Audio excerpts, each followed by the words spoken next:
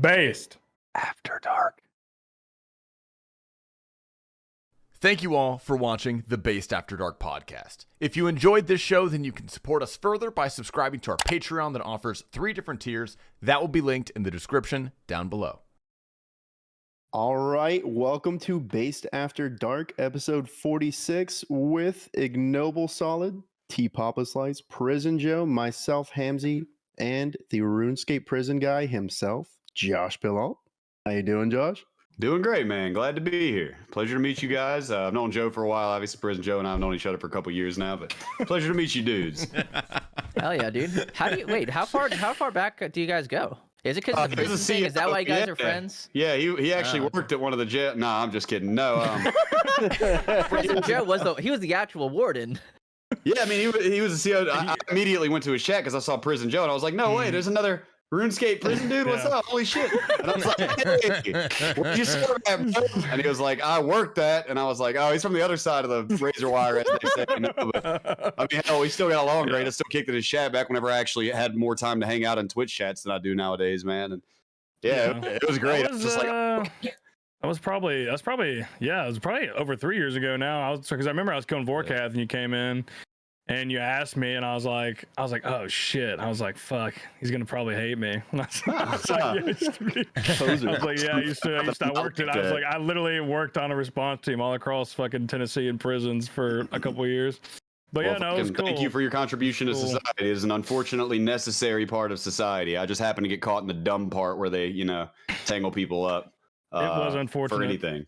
I'll say that these guys, the other guys here, were not aware of your story, because I told them prior to you coming on. They're like, "Oh, him!" And I was like, "Yes." I think that a lot of people know that a guy went to federal prison for talking trash on RuneScape, but they don't know that I'm like out and back and playing RuneScape again now. I thought you died. Come back, but nobody said. I don't think a lot of people know. Like, people do go, "Oh shit, you're him." Oh, okay. Oh yeah. I didn't realize that you were like free. I just assumed you were doing like a life bid or whatever for that.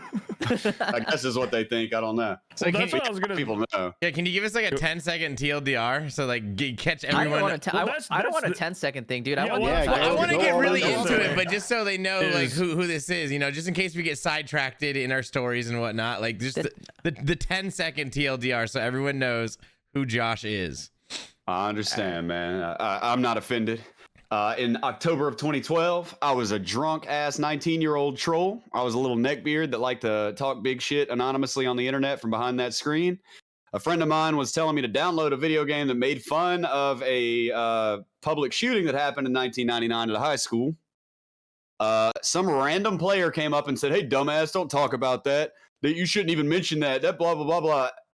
And unfortunately, I thought it'd be a good idea to say I had aspirations to do that too. I wanted to go crazy with some guns up in public. And the FBI took issue with that. 4 days later, the SWAT team and the bomb squad showed up at my house.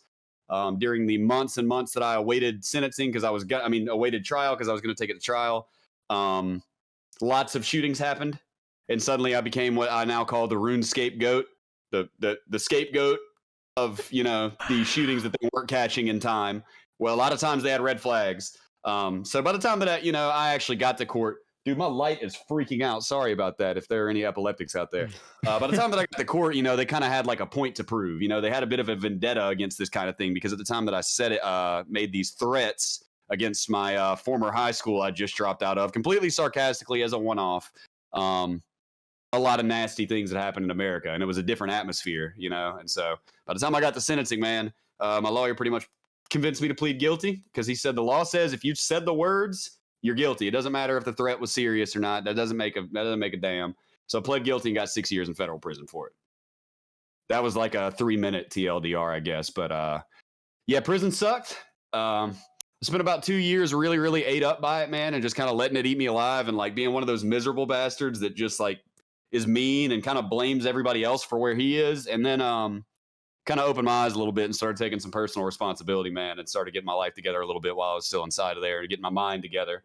So as much as the sentence was definitely egregious for the crime, I was not in a good place before I went away, man. I've openly admitted a lot of times I struggled really badly with addiction for a long time.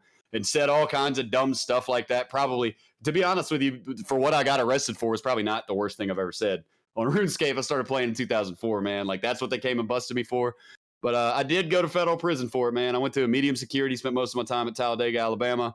Did some time in Mariana, Florida. The feds kind of move you around a lot. Got out for a bit in 2017 and went back for smoking weed. Got sent back for another 1.5 years and got out, got married, had kids, finished probation without a single write-up or issue. And now I play RuneScape a lot. Holy fuck, that's dude. a lot. That's a lot to unpack. Hold on. I'm glad.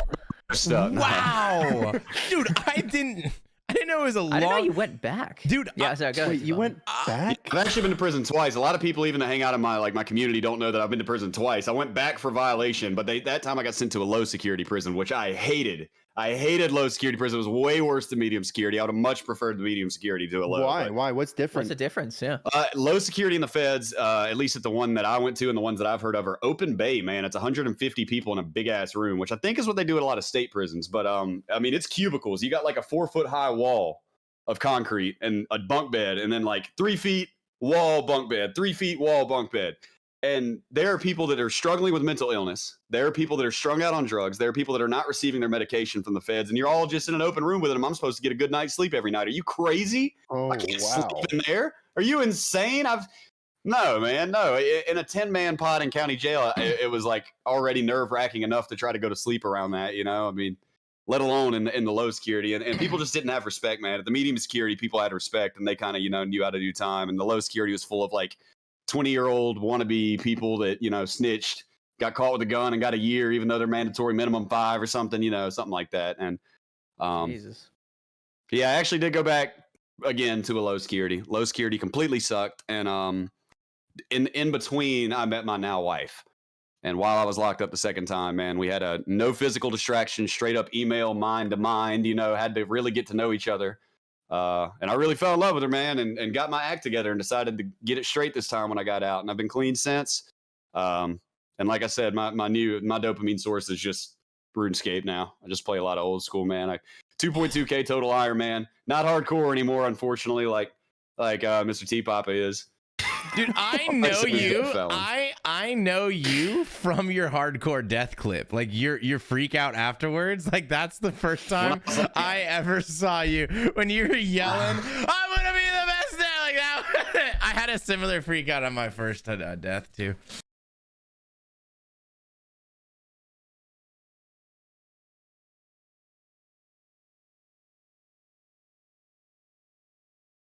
And the worst Can is you, it, man. Like I completely like mentally looked at it and I was like, okay, Saradomin's max is 16. I mean the minion's max is 16. I've got 15 HP. It can hit 0, 1, 2, 3, 4, 5, 6, 7, 8, 9, 10, 11, 12, 13, 14, or 15, and I'm good. And the shit hit a 16 on me, man. Oh, no. Done. Damn. So for risking it. But yeah, that's Okay, now I played there is- Dead Felon. I was hardcore Iron Man Felon. I was unfortunately one of the irons that had it in his name.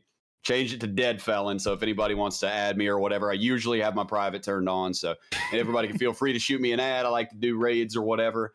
I think I'm going for the Infernal Cape this week. For Good fuck's shit. sake. I think I'm finally just going to stick to it and just go. Send it, dude. That's content. You That's got it, homie. peak. That's a peak content. Man, I got Masori, I got an Ellie, I got Justy. Like, there's no excuse. There's no excuse anymore. That's yeah. Full crystal, like I'm ready to rock. I don't have a twisted bow or whatever, man, but there's no excuse see- at this point. You see that Hamzy guy in this call, right? He's got, I think, like 30 something KC on just his iron. If you need any Zuck expertise, that man will either coach you or sit in your chat and laugh at you. I don't know which one, but one. I probably. died to sit single in Jad chat. last night. Okay, never mind. He's not good. He's dog shit. One of the two. I'm so scared I'm gonna do that on stream, bro. That's like a nightmare situation for me. I'm so scared I'm gonna get the single jabs and Oh, flop. you have to at least I once. died to It'd be single fun. Jad last night. That was supposed to be my 37th KC. Oh, that's I a think Lamau. that's And you true. died to single though. jabs? It happens, man. The shit happens. It's more stressful than the triple because the triple, you're like, well, if I die, it's triple. It's not that big a deal. With the single one, you're like, I can't die here. It's embarrassing. So you're more stressed Yeah. for the the single. Palms are sweaty. Yeah. Dude, okay, there is so much to unpack in what you told us. I'm just gonna go little by little. All right, For sure, we're man. gonna get back to yeah. every I was bit of gonna it. say is like I know you've probably told the story 1,000 times, and like I know I know the TLDR, but I don't know the like Ignoble was talking about there are some things I would like to like learn about further, just because it's such a unique story, and like I mean as many times as you tell it, it's a great story, and it's super unfortunate, but I'm just glad you've turned out how you have. Honestly, I just wanted to say that that's really commendable and respectful. Yeah, I had no that's pretty idea awesome. that you got 6 years. Yeah, I thought it was like six one. piece. Nah, my recommended sentence at maximum was 2 years. Guideline recommendation was 18 to 24 months, and that is with enhancing my sentence based on the assumption that I was actually going to do the threat. You get like an enhancement, you know what I mean, a point enhancement for your sentence if they think you were really going to do it. And the judge said he thought I was really going to do it. So he gave me this 6-point boost, put my guideline range at 18 to 24 months, and then slapped me with an upward variance where he decided that this was severe enough to go out of the guideline range and tripled it and gave me 6 years and I got locked up when I was 19, like I said. So Man, that judge is a cuck, like legit. Yeah.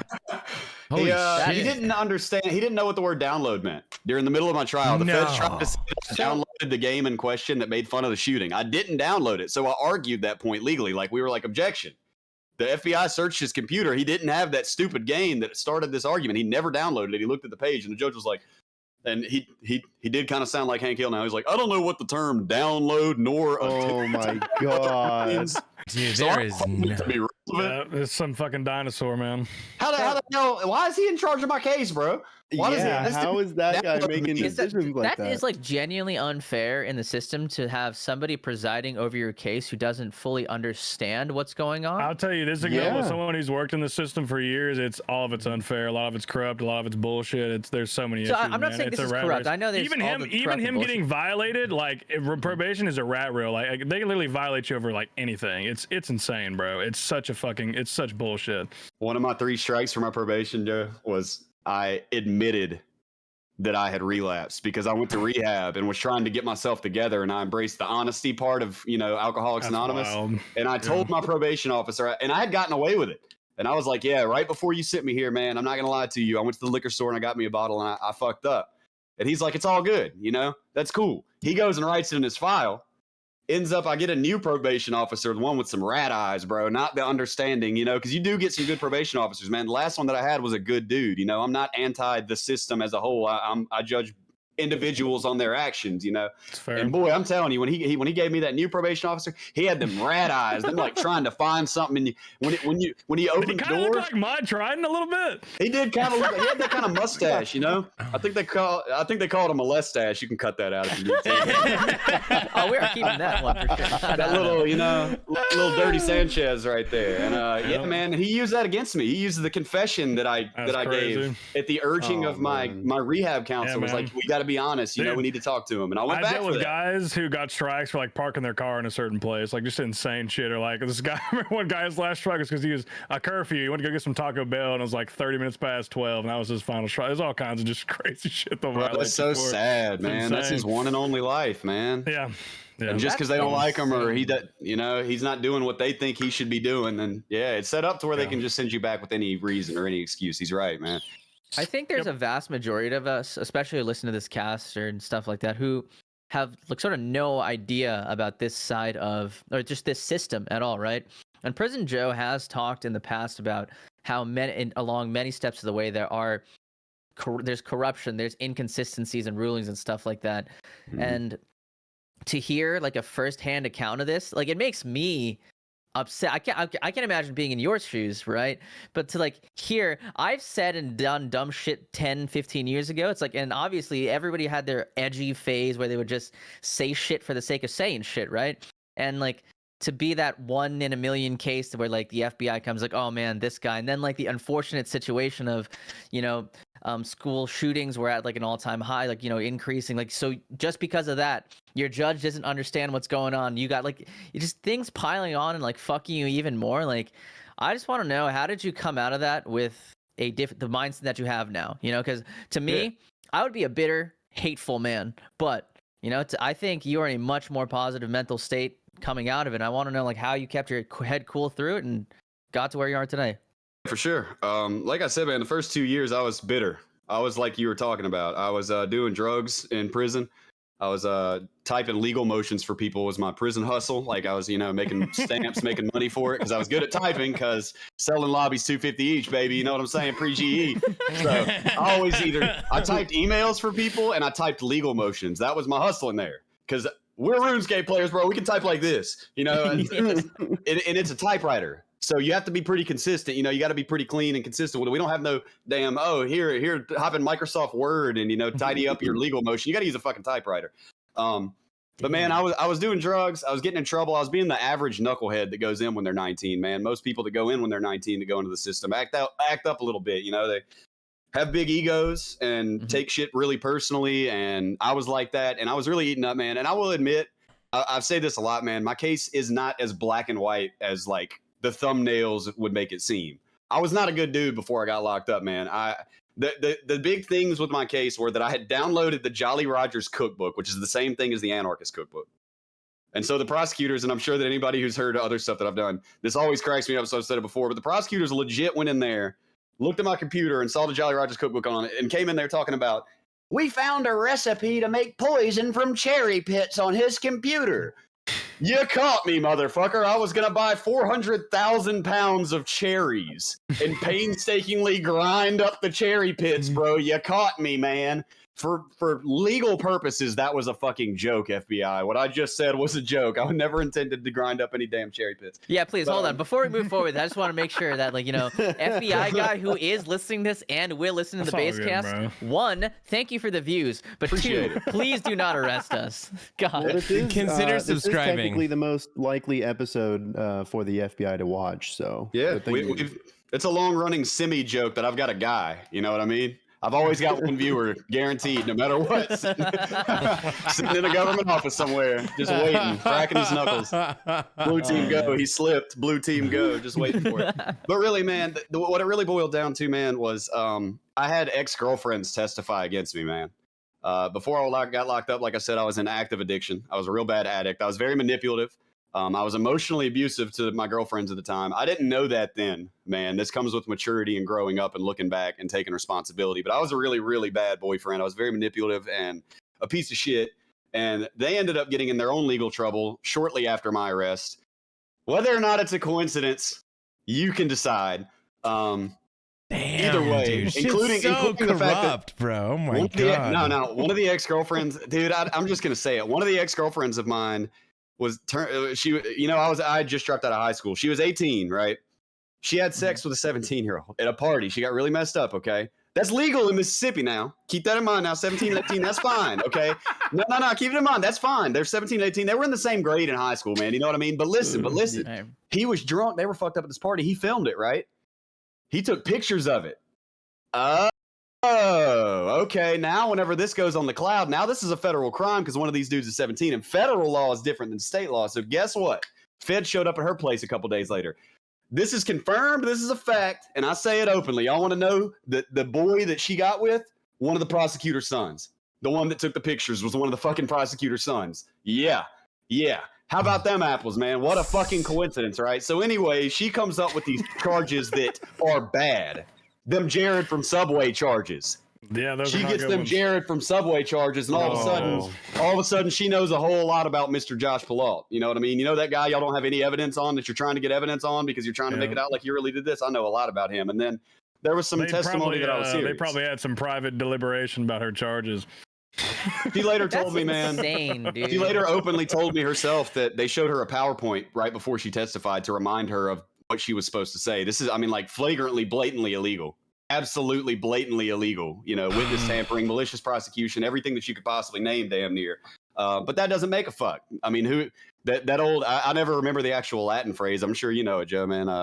Who will guard the guardians, Oh no, the government's treating me bad. Who the fuck do I tell? The government? Oh, we investigated ourselves and found that we did nothing wrong. You better call Saul. You need somebody good. Saul, honestly, Saul could maybe insane. hick it up, Joe.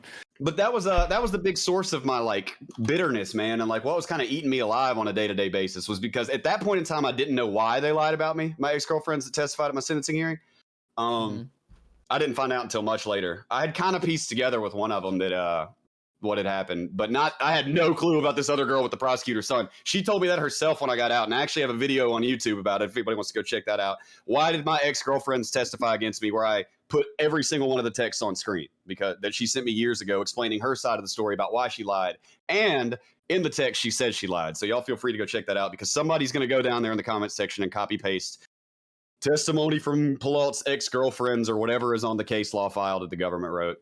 But that was a big part of my negative mindset, man. And one day I was just sitting in my cell, and the way that I see it, man, and I'm sure Joe can attest to this, you're going to kind of go crazy in there. And there's two different ways to do that. You can either get involved in the bullshit with everybody else, the drugs, the gangs, the fighting, the drama, the prison politics, or you can get lost in your head and just sit there and walk over and over all the dumb shit that you did that led to you getting there, and you go crazy like that. You know what I mean?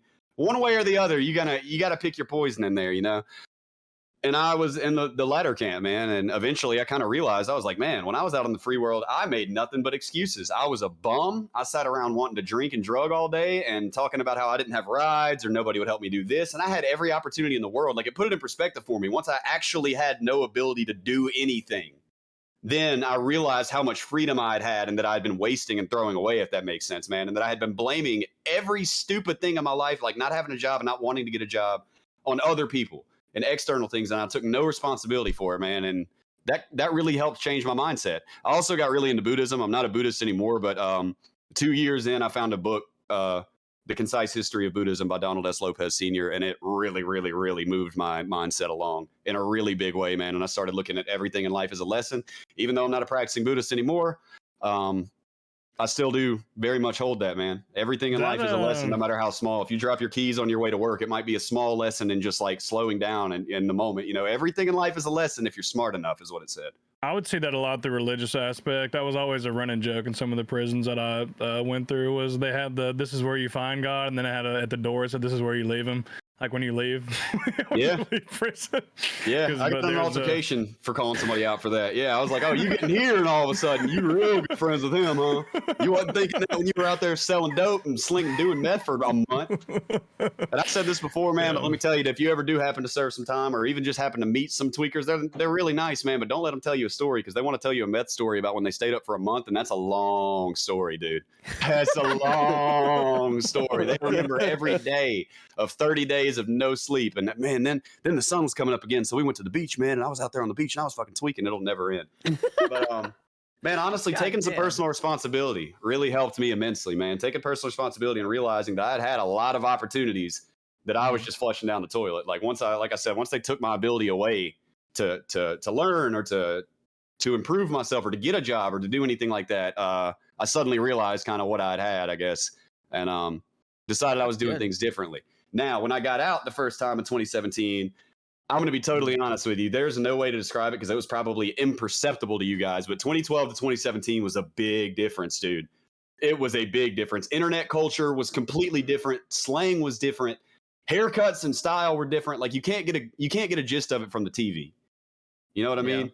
And I didn't do very well. I didn't do too good, man. I came out and I was really confused. Everybody was saying lit fam, salty bay, and all this shit, and had these weird curly flop hairs, and like I was trying to watch Vine and catch up on it, and like, bro, everyone shaved the sides of their head. Everyone had the fucking like undercuts, dude. There was a man bun era that I missed, where like they had the bun right here and the side shave. And I didn't do too good, man. And like people, it was really overwhelming to me. I was so disappointed to like relapse and go back to prison, man, because I had an insane amount of support. The way that it started was when I got out, Silent Core, if you guys have heard of him, legendary OG RuneScape YouTuber that I was a huge fan of since he started, did an interview with me, phone call, Skype call. It was actually a Skype call. Check out how nice he is, bro. Check out how nice he is. I was like, hey, man, yeah, I'm downloading Skype on my phone. This is my first touchscreen phone, so I found an app for it, and I thought I was slick. I was like, I found Skype, and he was like, okay, buddy, we'll do Skype. He's such a nice dude. He didn't tell me till the end of it. He was like, there's this new thing called Discord, right? And it's much better than Skype. You can do all kinds of cool stuff. And, but it kind of like popped off. It like 300,000 views in a week or two or something like that. And I went from thinking that, all these years in this concrete cell, thinking the world had forgot about me and I'd gotten done wrong, to like this insane amount of support all of a sudden. And I got to GoFundMe to buy my instruments that I've got and my microphones and my cameras and everything, man. Just that I didn't start the GoFundMe. My mom did it because I didn't know what the fuck a GoFundMe was, but it was popping and it was beautiful, man. And I had messages from all kinds of people, man, and people asking me about how I stayed sober. And I just did not do good with it, man. I really just slipped back into my old ways, if you will. I didn't know how to 2017, but I knew how to get drunk and ignore everything. And that's kind of just what I went back to, man, trying to dodge my probation officer and getting my old friends, because I came back to my same town where I made the threats and grew up as an addict. I was getting my friends to bring me stuff. What is your choice of drink? What's a choice of drink for you? I'm curious. Black Label Gut Right cheap vodka, man. I drank that Burnett's Black Label at 100 proof. No way. Yeah, I'm talking about Gut Right, bro. I had a problem, man. I had a problem now. I got to keep it cheap. Yeah, that's So when you say you're struggling with addiction, just to clarify, was this like alcoholic addiction, or other things too? I'm gonna just be completely honest. I don't think there's much to be gained from lying in life. I think experiences being shared is a great way for smart people to learn. The only drugs I haven't done is crack and PCP, and the main reason for that is because nobody ever offered them to me during my addiction years. I've dabbled in pretty much everything else.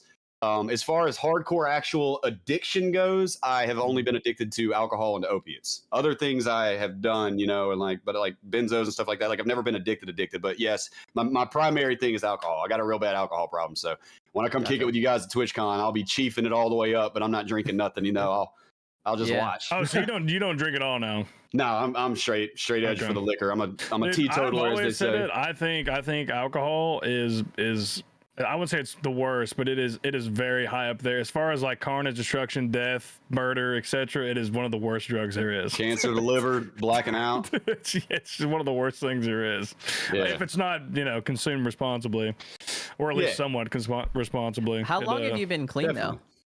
So I relapsed very briefly when I was back in prison the second time, which was January of 2018. So since then, now I'm also, I would like to say, because in the interest of transparency, I'm Cali sober. I don't drink, but I'm good with THC. That doesn't cause any problems in my life.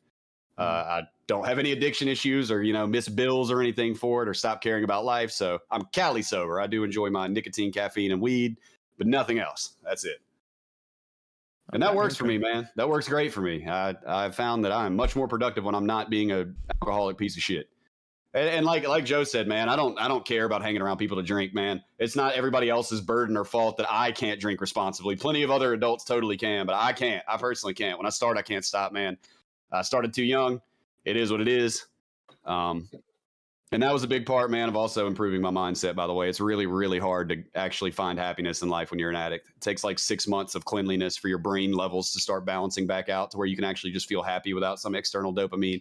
Or you can just hop on RuneScape and get those pink lights. And, I got pink for Rune Light Drops or the purples. You know what I'm saying? Yeah. That'll also. Purples for sure, dude. The fireworks and shit popping up. Yeah, that triggers that same little, just letting everybody know that hits the same spot. 100%. So instead of trying crack, just go cut some trees on RuneScape, man. I got you, dog. It's a RuneScape version of the stop and get some help. I hate to keep interrogating you because I'm just so interested about all these things. No, for but sure. like, you talked about relapsing on your addiction, and you've been like over 5 years sober now, in terms of alcohol at least. How hard were those first couple months, and like, how did you cope with it? It's like, it's easy to fall back into it, right? But how did you stop yourself from going back? Sure. As much as I don't really like to say it, I'm sure probation did have some kind of help in the foundation of it, when I got out the second time. But man, it was mostly just a different way of looking at stress, if you will. I had just mentally prepared to like not use the fuck it chemical and deal with things head on, if you will. So I never really had times where I think I was white knuckling it for liquor. I don't specifically really remember having cravings. I had a few using dreams and woke up with a craving. Woke up tasting it, I don't know if anybody knows about addiction, but that happens. If you're an addict, sometimes your brain plays a trick on you and you wake up from sleep and you can taste your substance. Wow. And that, that kind of tickled the old palm sweat a little bit. But man, it really wasn't that much of a struggle, man. My now wife, then fiance, got pregnant like 30 minutes after I got out of prison. So I bet she did. I see. She got pregnant about a month or slightly less after I got out. So I definitely have more responsibilities on the table. You know what I mean? I had to take things a little more seriously. I didn't really have time to be screwing around, getting drunk, and failing in my responsibilities as a father and a husband, you know? So that changed everything, man. When she got pregnant, I was like, okay, I really don't have time to dick around. And I was still on probation anyways. And I've got to say that I was probably the second time around one of America's best probation cases in history, bro. I didn't miss a phone call. I didn't miss a piss test.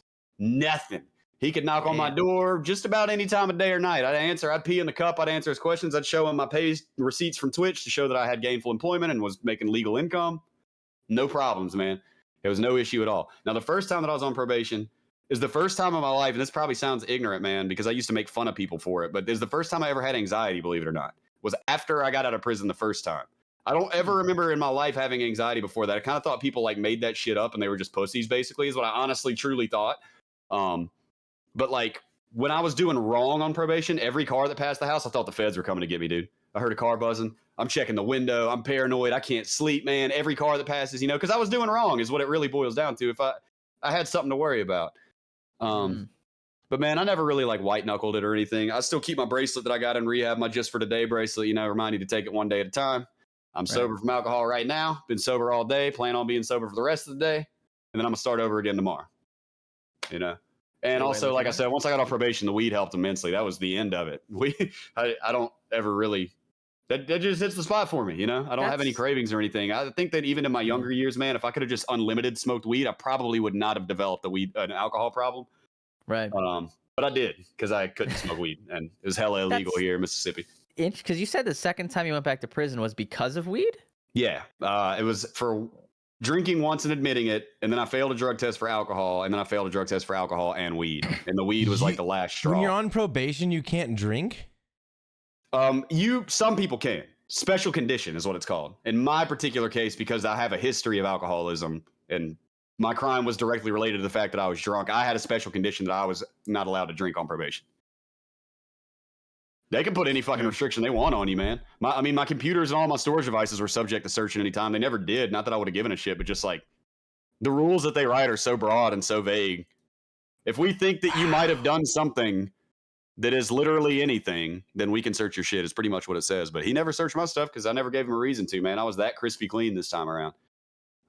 And I've actually have a video on YouTube, and it's like my second most viewed video that is an open letter to my sentencing judge, where I just straight let it rip.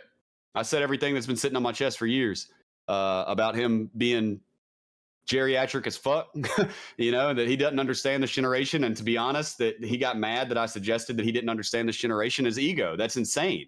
How in the hell can you possibly convince yourself at 60 years old that you have any generational consistency with a 19-year-old, bro? You're crazy. I'm 30 right now. I don't know what the fuck these 16-year-olds are talking about. You know? That's fair. So you think a lot of a big push for your sentence was like the current like culture and society at that time? You think it was like kind of politically charged to where that kind of swung in the favor, and maybe that judge felt pressure to really hammer you to like prove a point? That way they have, like you said, that scapegoat essentially. Yep. I think that's exactly what it was, man. I think they had to set a precedent, and also they simultaneously could look like they were doing something about the problem. Yeah. You know, if they could really make me out to be one, to be a killer, then they win. They got a big W in the public's eyes. It's either that or admit that they fucked up, admit that they wasted taxpayer dollars, you know? Mm-hmm. And this is the thing, man. I've always said this, and I try to say this every time because people think that I think I did nothing wrong. And I don't think that, man. What I did is not okay. My sentence was outrageous. Okay, I all the way. Here's what I'm down with, man, because I said some nasty stuff. I said I was going to do it. You know, I said I was going to commit a public massacre. They don't know if I'm serious or not at JagX. JagX reports it to my local police station. I actually thought they called the FBI for years. They didn't. They called my local police station based on my IP address because they were trying to keep it low key. They're the ones who called the feds, my local police station. Oh, hell, what was my original tag about, man? Got a lot of things to go through. Yeah, it's a spider web of a story. I was talking about JagX. Basically, you're talking about the judge, and then go forward. And he, I was talking about the phone call from JagX. Hell, man, I totally lost it because I was thinking about the fact that they didn't call the feds on me, and for years I was like, JagX, you motherfucks. Not really, but like That kind was of. definitely. I was gonna say it's definitely the police department because like that's not really in their like sphere. Like they're probably not gonna take that. They're gonna send it up the chain essentially. Right, and I was under the impression that Jagex had contacted the FBI primarily because internet, man, automatically federal crime. You know, it's automatically. Yeah. So I just figured that like the proper thing is they hit Interpol or some shit. I don't know how it works. I just figured they messaged somebody like, "Here's the thing, you know, go get his ass or whatever." Do you know how that goes from you typing it to Jagex doing something about it? Like what? How does that happen? Yeah, so I was at the Grand Exchange. That was my first fuck up. Oh. Oh boy, That's a big audience right there. that Yeah. was, yeah, that was a crowd. That was a crowd. I was being egged on big time, man. That's a as a matter of big fact, crowd. That is why he made an Iron Man. That's why he never steps foot in the Grand Exchange ever again. Somebody maybe listen to this podcast right now at wintertime typing out some slur or something. They're like, you know what? I'm just gonna not say this. and then it's all worth it, man. And then it's all worth it. That's the beauty of it, man. Because I came out okay. You know what I'm saying?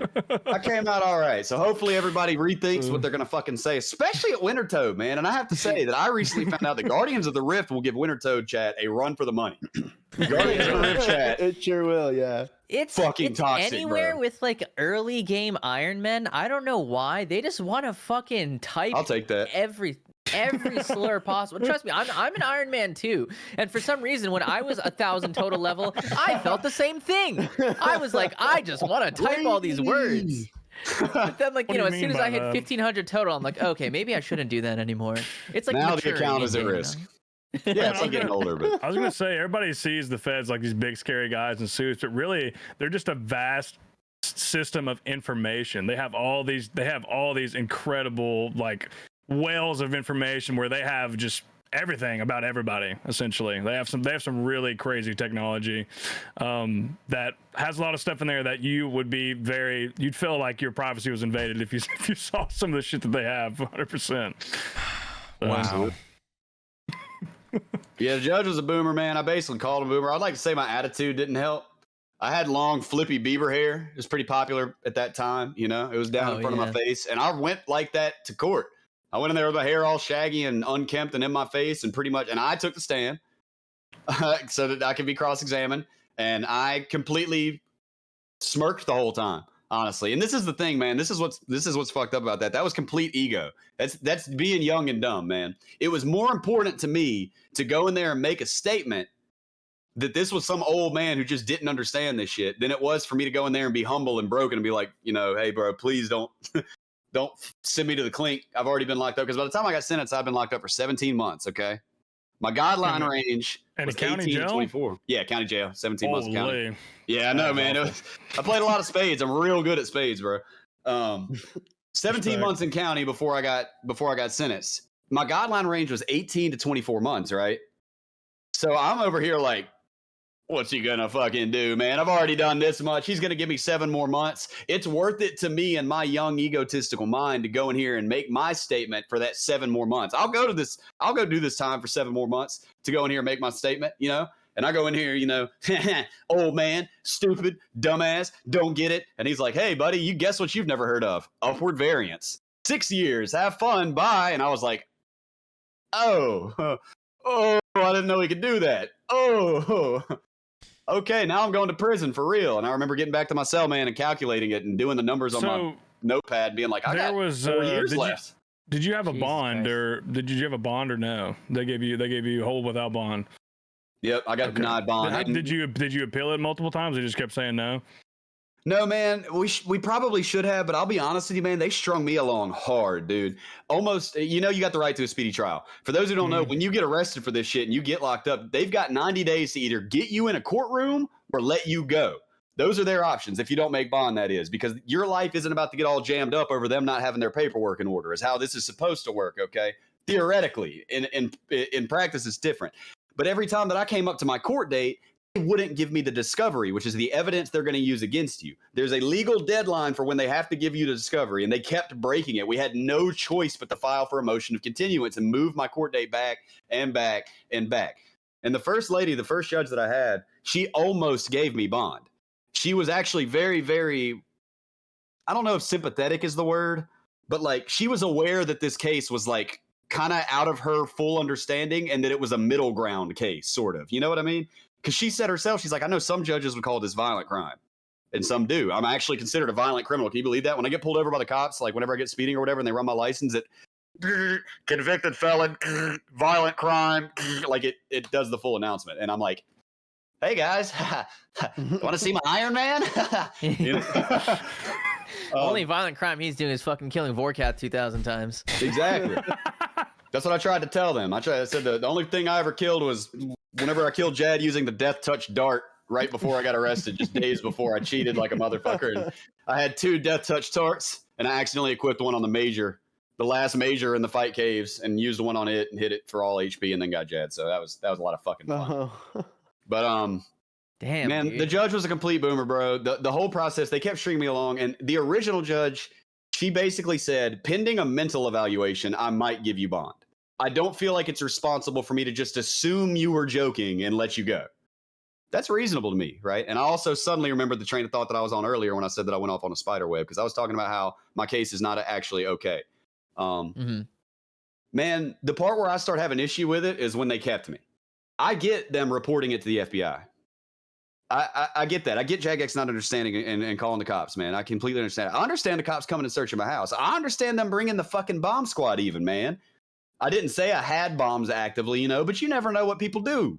I get that. I get arresting me. I get investigating me. I get interrogating me, man. But at this point, I'm thinking more like probation and some counseling, man, and some drug tests, get me on the straight and narrow would probably have been a little bit of a better move than sending me straight to the slammer to make a point. So while people think that I just think that I did absolutely nothing wrong, man, you can't say the shit that I said, man. You straight up can't. It's not okay. You can't be causing panic like that. I was intentionally trying to cause panic in that guy. I didn't want anybody to actually think at the school that I was going to. I had no idea anybody was ever going to hear of it. You know what I mean? I was trying to piss this one guy off in this pissing match on RuneScape. I had no clue that my whole town was going to hear that I said this and all this stuff. At the end of the day, man, you can't say it, but my punishment was not deserved and it wasn't warranted. And it's a blatant sign of a hella corrupt system, man. Hella corrupt. And it's fucked up on both sides. Has anyone ever came and talked to you about potential legal action that you could take with all the tomfoolery? A little bit. Finances are a bit of an issue, and I've been really lazy about writing a book that people have asked me for years now. Yeah. But once I get the finances, man, I have publicly, openly stated multiple times that I firmly believe and think that I've got solid, concrete evidence that the prosecutors committed multiple felonies on my case, man, and that they absolutely did break the law. And I'm not saying that as the average run-of-the-mill criminal that's like, oh, I got wronged, I got screwed. No, I did the crime that I was accused of, man, but they blackmailed people to get me to actually go to prison, and that's just fucked. It's crazy. Yeah, it sounds like you got a variety of stuff as well with your Sixth Amendment rights as well, with how they're, like you said, we're stringing you along. I had one follow-up question about your lawyer. Was he appointed to you, or is it someone that your family hired, or that? Come on, man. You know that. I went to prison for C. You already know I had a court-appointed attorney, man. You know the system, bro. You already know. Same person that signed my lawyer's check signed the prosecutor's check, dude. You already know. I went up the river for a piece. And he told you to just take the plea deal. Yep, man. I actually wrote it out in court, and this is a crazy part of it, man. I got snitched on by I don't know what the proper word a Jared from Subway type guy. Y'all following me right now? PC, yes. When I was when I was in county jail, there was this dude, and he was in there for some bad stuff. And this is so embarrassing to admit, bro. And you guys are not going to do like PK Podcast did and get me to do some. But I used to like the rap in Eminem and Tyler the Creator style. I was really into it. I liked all that violent, goofy shit. I thought it was funny, right? I started doing it in jail a lot more because I was bored with a pen and paper, man. It's either play spades, play dominoes, or sit on your bunk. So I started writing more raps, and I also wrote chord progressions and stuff because I play guitar and all this, man, and all kinds of stuff. But anyways, that dude who had the same public defenders that I did snitched on me and told them he's writing violent maniac things in his notebook. He's got this list of drawings and a list of people. So they come and confiscate my shit, bro, from jail. They came and shook me down in jail, used this against me, and gave him a time cut, dude. So his testimony, they gave a 50%, I'm estimating it was probably about a 50% time sentence reduction to somebody who did things to a sleeping kid because they didn't have any real evidence on me. Holy shit. It's mind blowing, man. That's the extent that they'll go to. I mean, he was a for real. So anyway, so the point that I was making there though is that we had the same fucking public defenders, bro.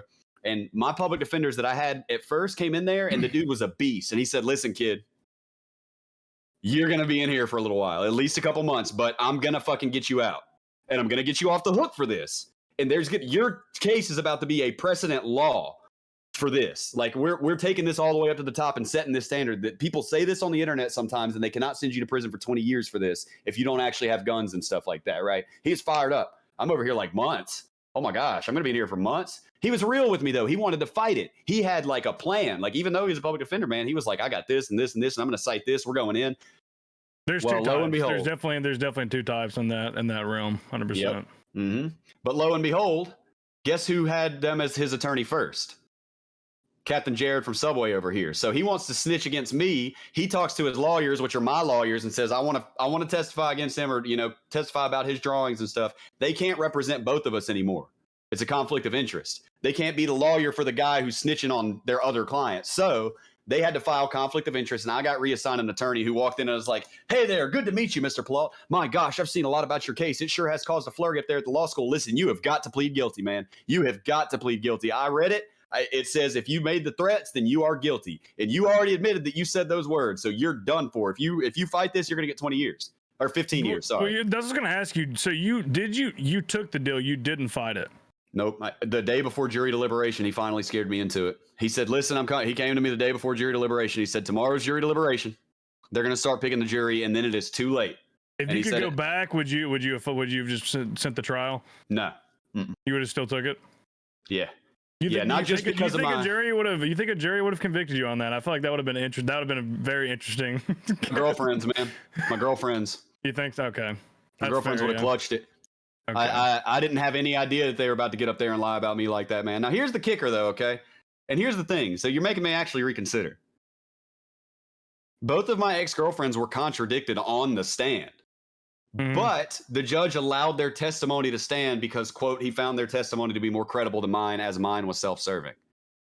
Ain't that some shit? We literally proved that one of them told a blatant lie. It was actually like a triple lie, but I won't even get into that. But disproved the only good moment my lawyer had. It was like some shit out of a movie.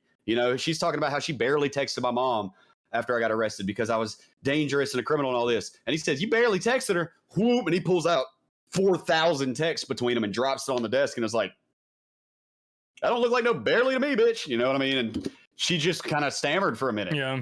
And nonetheless, the judge was like, "Nope, I believe her." That's just why it's just shocking to me, because I feel like any defense attorney worth their salt would definitely try and push you to take that to a trial. Considering the unique aspect of it, there's just so many defenses you could have used to make a jury not, because it's got to be without a shadow of a doubt to convict you of that. So there's just so many things that could throw them off the trail to where they're not going to just. That would be, yeah, that's crazy. I think man. It's one the atmosphere that he was talking about earlier. The appearance of school shootings becoming a much more prominent thing, mainstream media really picked up on that.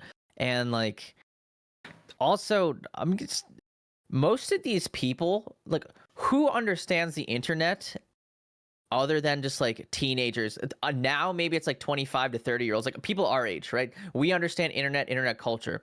The people who are on your jury are none of those people, right? We grew up with the internet. We knew what this is like. To them, everything about the internet is we see the internet as just to me at least, I'll say most of the shit I see on the internet I don't believe is real. I'm just my persona, my Twitch, everything that is so disconnected from everything about who I am in real life. They are two very separate things, right? And to these people, the internet is if you say something like that, that is a concrete, you are that person, you mean what you're saying, and it's you're not just saying it for the sake of being edgy, you are actually got to get government names involved now. Yeah. But you, well, I forgot what I was going to say. I was also going to point out, by the way, Joe, in a lot of the crimes, the standard is beyond a reasonable doubt. In my crime, the standard was if a reasonable person could believe. Unfortunately, the bar was down here. That's part of the reason that he told me to plead guilty. Because it was not. What exactly was the crime? Transmitting threats to destroy buildings by means of fire and explosives, and also transmitting threats to kill and injure. And that doesn't require beyond a reasonable doubt. I did not know that. At the time now, there's actually another element of this that makes it even worse. At the time that I said it, the standard was merely if a reasonable person could believe that you said those words with the intent to cause panic to anyone, basically. So you couldn't get arrested for it if you wrote it in a journal and got caught with it in your room. This crime wouldn't apply. You get what I'm saying? Like, it has to be basically spoken or uttered in some way. The crime is the words itself. At that time, it was kind of like the same law as yelling fire in a theater. You know, it's just certain words that you're not allowed, basically not allowed to say because it's going to be endangering or causes grave. But there was this motherfucker called Anthony Alonis, and he now has a precedent milestone case. And what's really crazy about this was pending in the Supreme Court when my lawyer told me to plead guilty. Okay. And he knew that there's no fucking way, unless he's the worst attorney on the planet Earth. There's no way he didn't know that he's a public defender. He might be. He might be. He really might be. Because there's no way he didn't know that a directly relevant precedent case to mine was pending in the Supreme Court. And dude, I'm going to tell you right now, like the public defenders, like I've torn them up and down in court before. Like there are some really, really bad public defenders. I have no law background, but I have like up and down, just literally went behind them and slapped them in the back of the head. They didn't even know it type stuff. Like I could definitely see why he wouldn't know. $9,000 if you plead guilty, $9,600 if they stay up every night for months trying to work on your case. What the fuck would you do? You know what I mean? Get that extra $600 for all that millions of dollars of work, or you gonna be like, bro, plead guilty, man. They got a 99% conviction rate. You ain't got this. You know, that's more than likely what's gonna happen. That's true. Yeah, that's what I was gonna say is I feel like if because that wasn't the news, right? Like this was a public thing, like they were discussing. Yeah, like I just feel like a sequestered jury, like. I mean, I don't know. I just feel like any attorney worth their salt would at least give just considering the like how unique that is and just how many defenses there are. I just feel like that's wild. That sucks that you got that. That's exactly what my first public defender said, man. Is exactly what you're saying. Is that it's going to be tricky, but we can beat this and set a precedent law. This is a wobbler here. It's weird, and people are going to feel all kinds of different ways about it. But it's a precedent case, and ultimately, I got slammed. The thing is, I feel like even if you would have lost and got convicted. I feel like things would have been amended eventually where you would have ended up probably doing about the same amount of time, honestly. I would have more than likely done more because he said that I got the 3-point reduction for pleading guilty. They actually give you sentence reduction basically if you plead guilty. I got 3 points off, so it moved my bracket of. So that's how he scared me. He said jury deliberation starts tomorrow. This is your chance to get those 3 points off. If not, just so you know, they usually give you maximum sentence if you take it to the box, if you make them spend these taxpayer dollars and bring these jurors in and all this shit. If you do this, they're going to hit you with the max. They're going to run them consecutive, and you're going to get 15 years. Straight up. I'm just telling you what's going to happen because the law says if you said it, then that's a crime, and they're going to tell the jury that. And I was just like, okay, fuck it. I'm terrified. I was 20 at that time. I agreed to my second mental evaluation, which, again, I passed with flying colors. It was a whole clusterfuck. And the thing with Anthony Alonis, right? He wrote on Facebook or some shit that he was going to shoot a kindergarten or some shit that was obviously a joke, right? Like it was very, very clearly sarcasm. He ended up getting arrested for it, and he went to prison too. And his was the pending Supreme Court case. He sued the feds, and they actually reversed his conviction and raised the standard for online threats after I was already in fucking prison. So if I did the exact same thing right now in the exact same circumstances, no weapons in my home, no drawings, no BB guns, I could not go to prison for it. So, Joe, you got a pretty good point when you say that maybe a jury would have got me off the hook because in this day and age, even already, I probably would not really get in that much trouble for it. They'd send the squad and all that, but without any kind of proof, they basically added an element of intent to it with the Alonis case. They added an element of intent that, like, if this also implies that you had some indication you were really going to carry out the threat, you really had weapons or some shit. And I didn't meet that fucking standard, bro. I didn't have a pocket knife in my house. I'd have a BB gun. The most dangerous shit I was in the only house in Mississippi that didn't have a gun in it. And the most dangerous thing that I had in the house was drugs. Like, that's it, and nothing fatal. So, like, you know, like I definitely did not meet the Alonis standard. There's no possible way. So right now, a jury would probably, would give me probation. Now, would I have gotten the jury to let me off then? Was a gamble. My attorney was talking about how we had 3 districts here, and you can either go to the one where everybody goes to prison, you can go to the one where everybody gets off the hook, or you can stay right here, which is about 50-50. And it's a 50-50 shot to which one you get assigned to. So what do you want to do? And I was like, fucking stay here, shit. Yeah. I guess. I guess. I mean, that's about the same odds, isn't it? Go ahead. No, that was all I was going to say. It's about the same odds. I was going to ask, excuse my ignorance. I don't understand the justice system very well. But if you are already convicted, and if you were in the state, like in the position you were in, can you ask for a retrial given the precedent set by the case that you mentioned earlier? Occasionally. Occasionally. In my case, I don't think as of yet it's retroactive. You know, I don't think it's going to be applied to the past threat cases. Everybody has what's called a 2255 habeas corpus motion, which is basically a motion where you just straight up, you got to throw your ideas against the wall. It's your last shot. It's an appeal that everybody gets. I'm pretty sure they do it in state prison too, right, Joe? State is same thing. Yeah, 2255 habeas corpus motion, and that's basically it, man. And mine actually went all the way to like the clerk to the circuit. Mine went past several direct appeals where people were looking at it going, yeah, this kid got fucked. Yeah, this kid got fucked. And then for some reason it got stomped down. It got to a certain level. And even though my mom had the audio recording of the judges, you know, discussing whether or not I had an egregious sentence, which is part of what we were arguing, was what my sentence was insane, that I was a teenager that said these words and I was doing it. But when I got out of prison, I'd done almost a quarter of my life inside.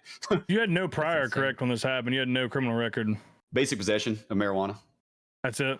Yeah, so I was still like in the first sentencing bracket or whatever you call it for like no criminal. Now I had a bunch of like dumb expunged shit, like fights from my teenage years and stuff like that, but none of that was yes. What do they call that? Expunged or whatever? Is that what did I say it right the first time? Yeah, it wasn't. Yeah, it didn't count. Physics, it doesn't matter. They can't apply it or use it against you. So I just had basic possession of marijuana when I was 18, like a little over, like almost 2 years before at that point, because I was 19 when I actually made the threats and got arrested. So I turned 20 in county jail, turned 21 at Butner, North Carolina, the prison where Bernie Madoff was. In a mental fucking facility, getting a mental evaluation. And I was getting really into card tricks. And I've told this story before. I was getting really into card tricks. I love card tricks. I found out that I love playing cards when I was in jail because I had a lot of time with them. Mental unit is not the place to practice your fucking card tricks, guys. I'm just going to throw that out there for everybody. Don't practice your card tricks with schizophrenic people. They're going to think you're Satan. Yeah. They're going to be like, he's the devil. He read my mind and he's stealing my soul right now. So I was gonna say, you said you did time in multiple prisons, right? And it was with these federal prisons? Yeah, all feds, other than county.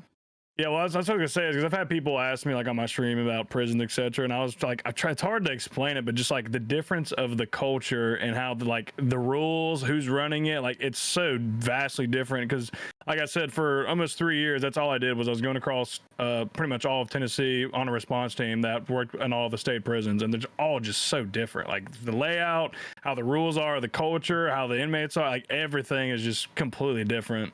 Wait, so you're saying every single prison it was different on a prison by prison basis? Yeah, it's 100%. Yeah, it's so like, and some of them are like drastically different. They all got their own flavor. Yeah, can you like give me some examples?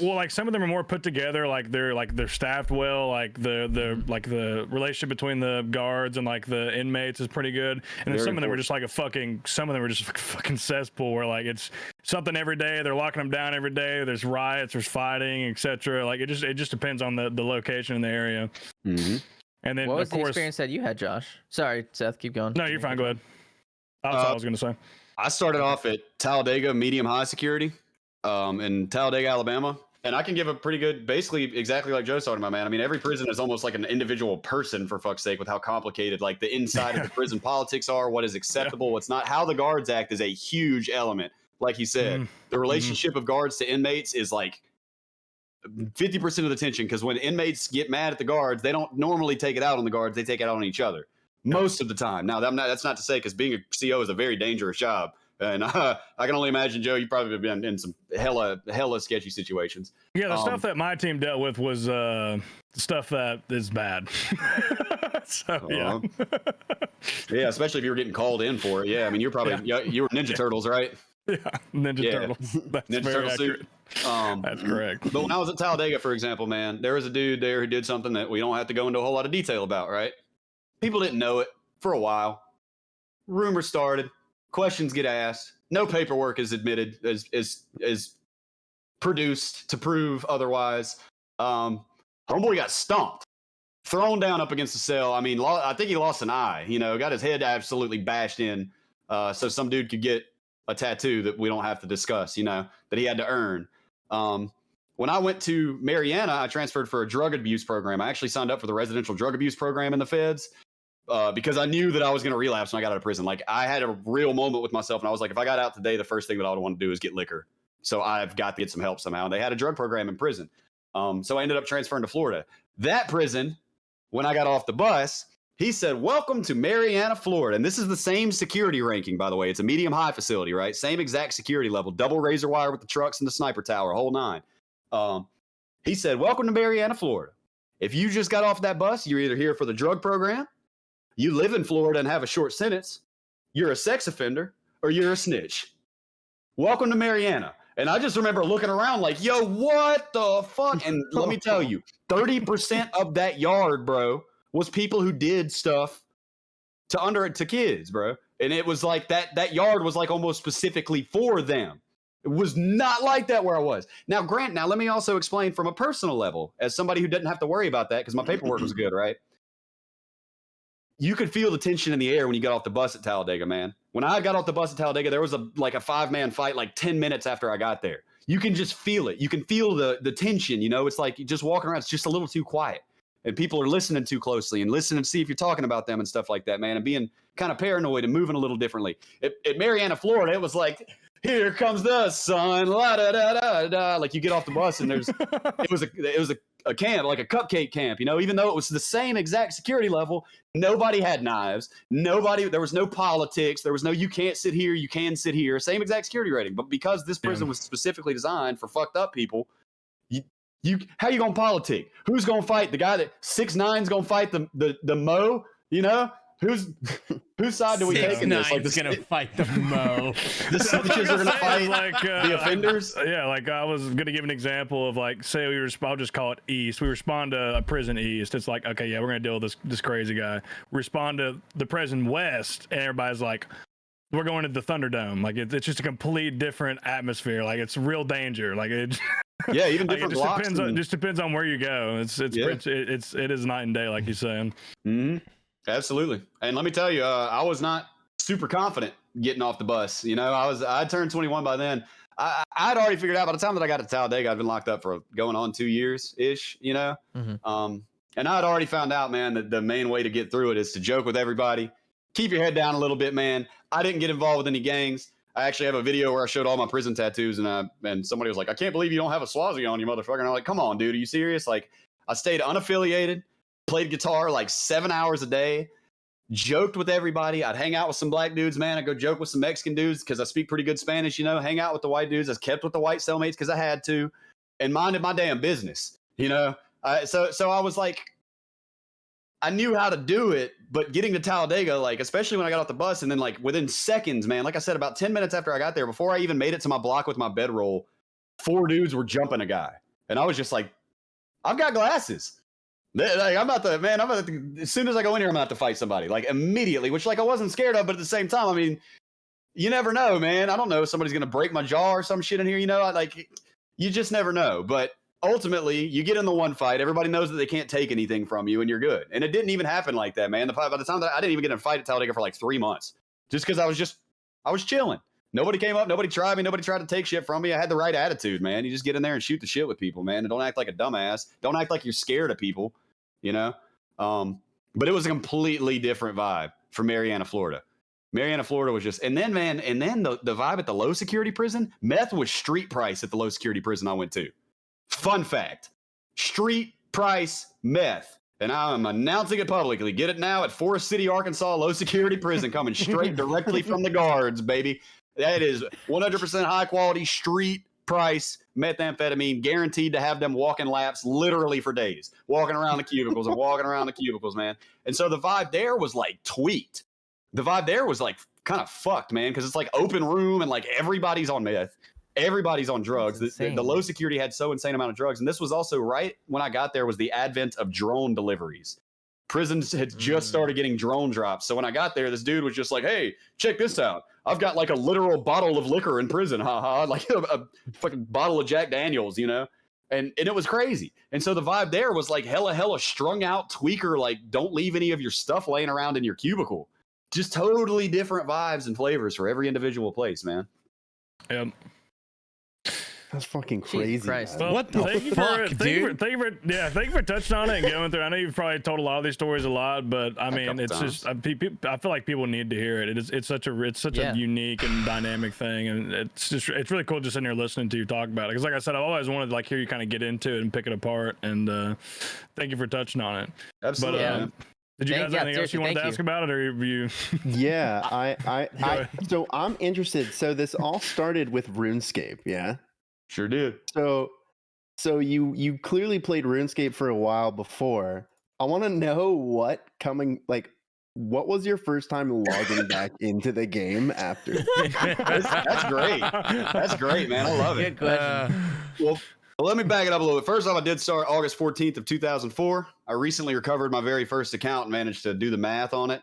So 2004, man, I'm a mini clip era kid. Hell yeah. Right after the beta closed, learned about it right from mini clip myself. Nobody told me about it, man. Played it like a crackhead for pretty much all 8 of those years. Was terrible at the game. Never really did any PVM. Never really did any bossing. Didn't really join any clan chats. Never got Barrow's gloves. I wasn't great at it, but my little brother came to see me in jail, right? And was like, "You're never going to guess what happened." They did the EOC. And I was like, okay. No, that was he was probably like- not good for your mental.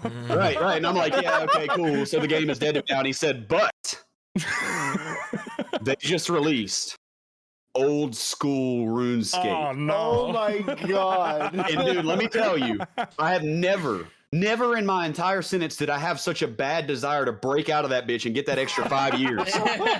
You get 5 years for escape. And I was like, he was sitting there on the phone with me at the jail, you know, with the motherfucking plexiglass. And he's like, it's crazy. Full helms are going for 100K because nobody has them. Everybody's level 1. The stronghold of security. And I'm sitting here like, I need it. I look like SpongeBob and Sandy's dome, bro. Like, I need it. And I made him fucking promise me. He come back and he was telling me for months about it, man. Just keep me updated. And I just be like, tell me more about the old school RuneScape with no fucking polypore staff and necks and all that, which like we got Trident and Modern and OSRS next, but I was just basking in it, right? And he was like, yeah, it's crazy. The J-Mods came out and they dropped like 400,000 party hats on the ground at Christmas. I was like, save me some, bro. Put them in your bank, please. And he was like, dude, they're not gonna. And I was like, dude, you have to promise me as your brother that you're gonna put me a party hat set in the bank and keep it for me until I get out, bro. Please. He said, I got like 10 of them. I was like, just save me one.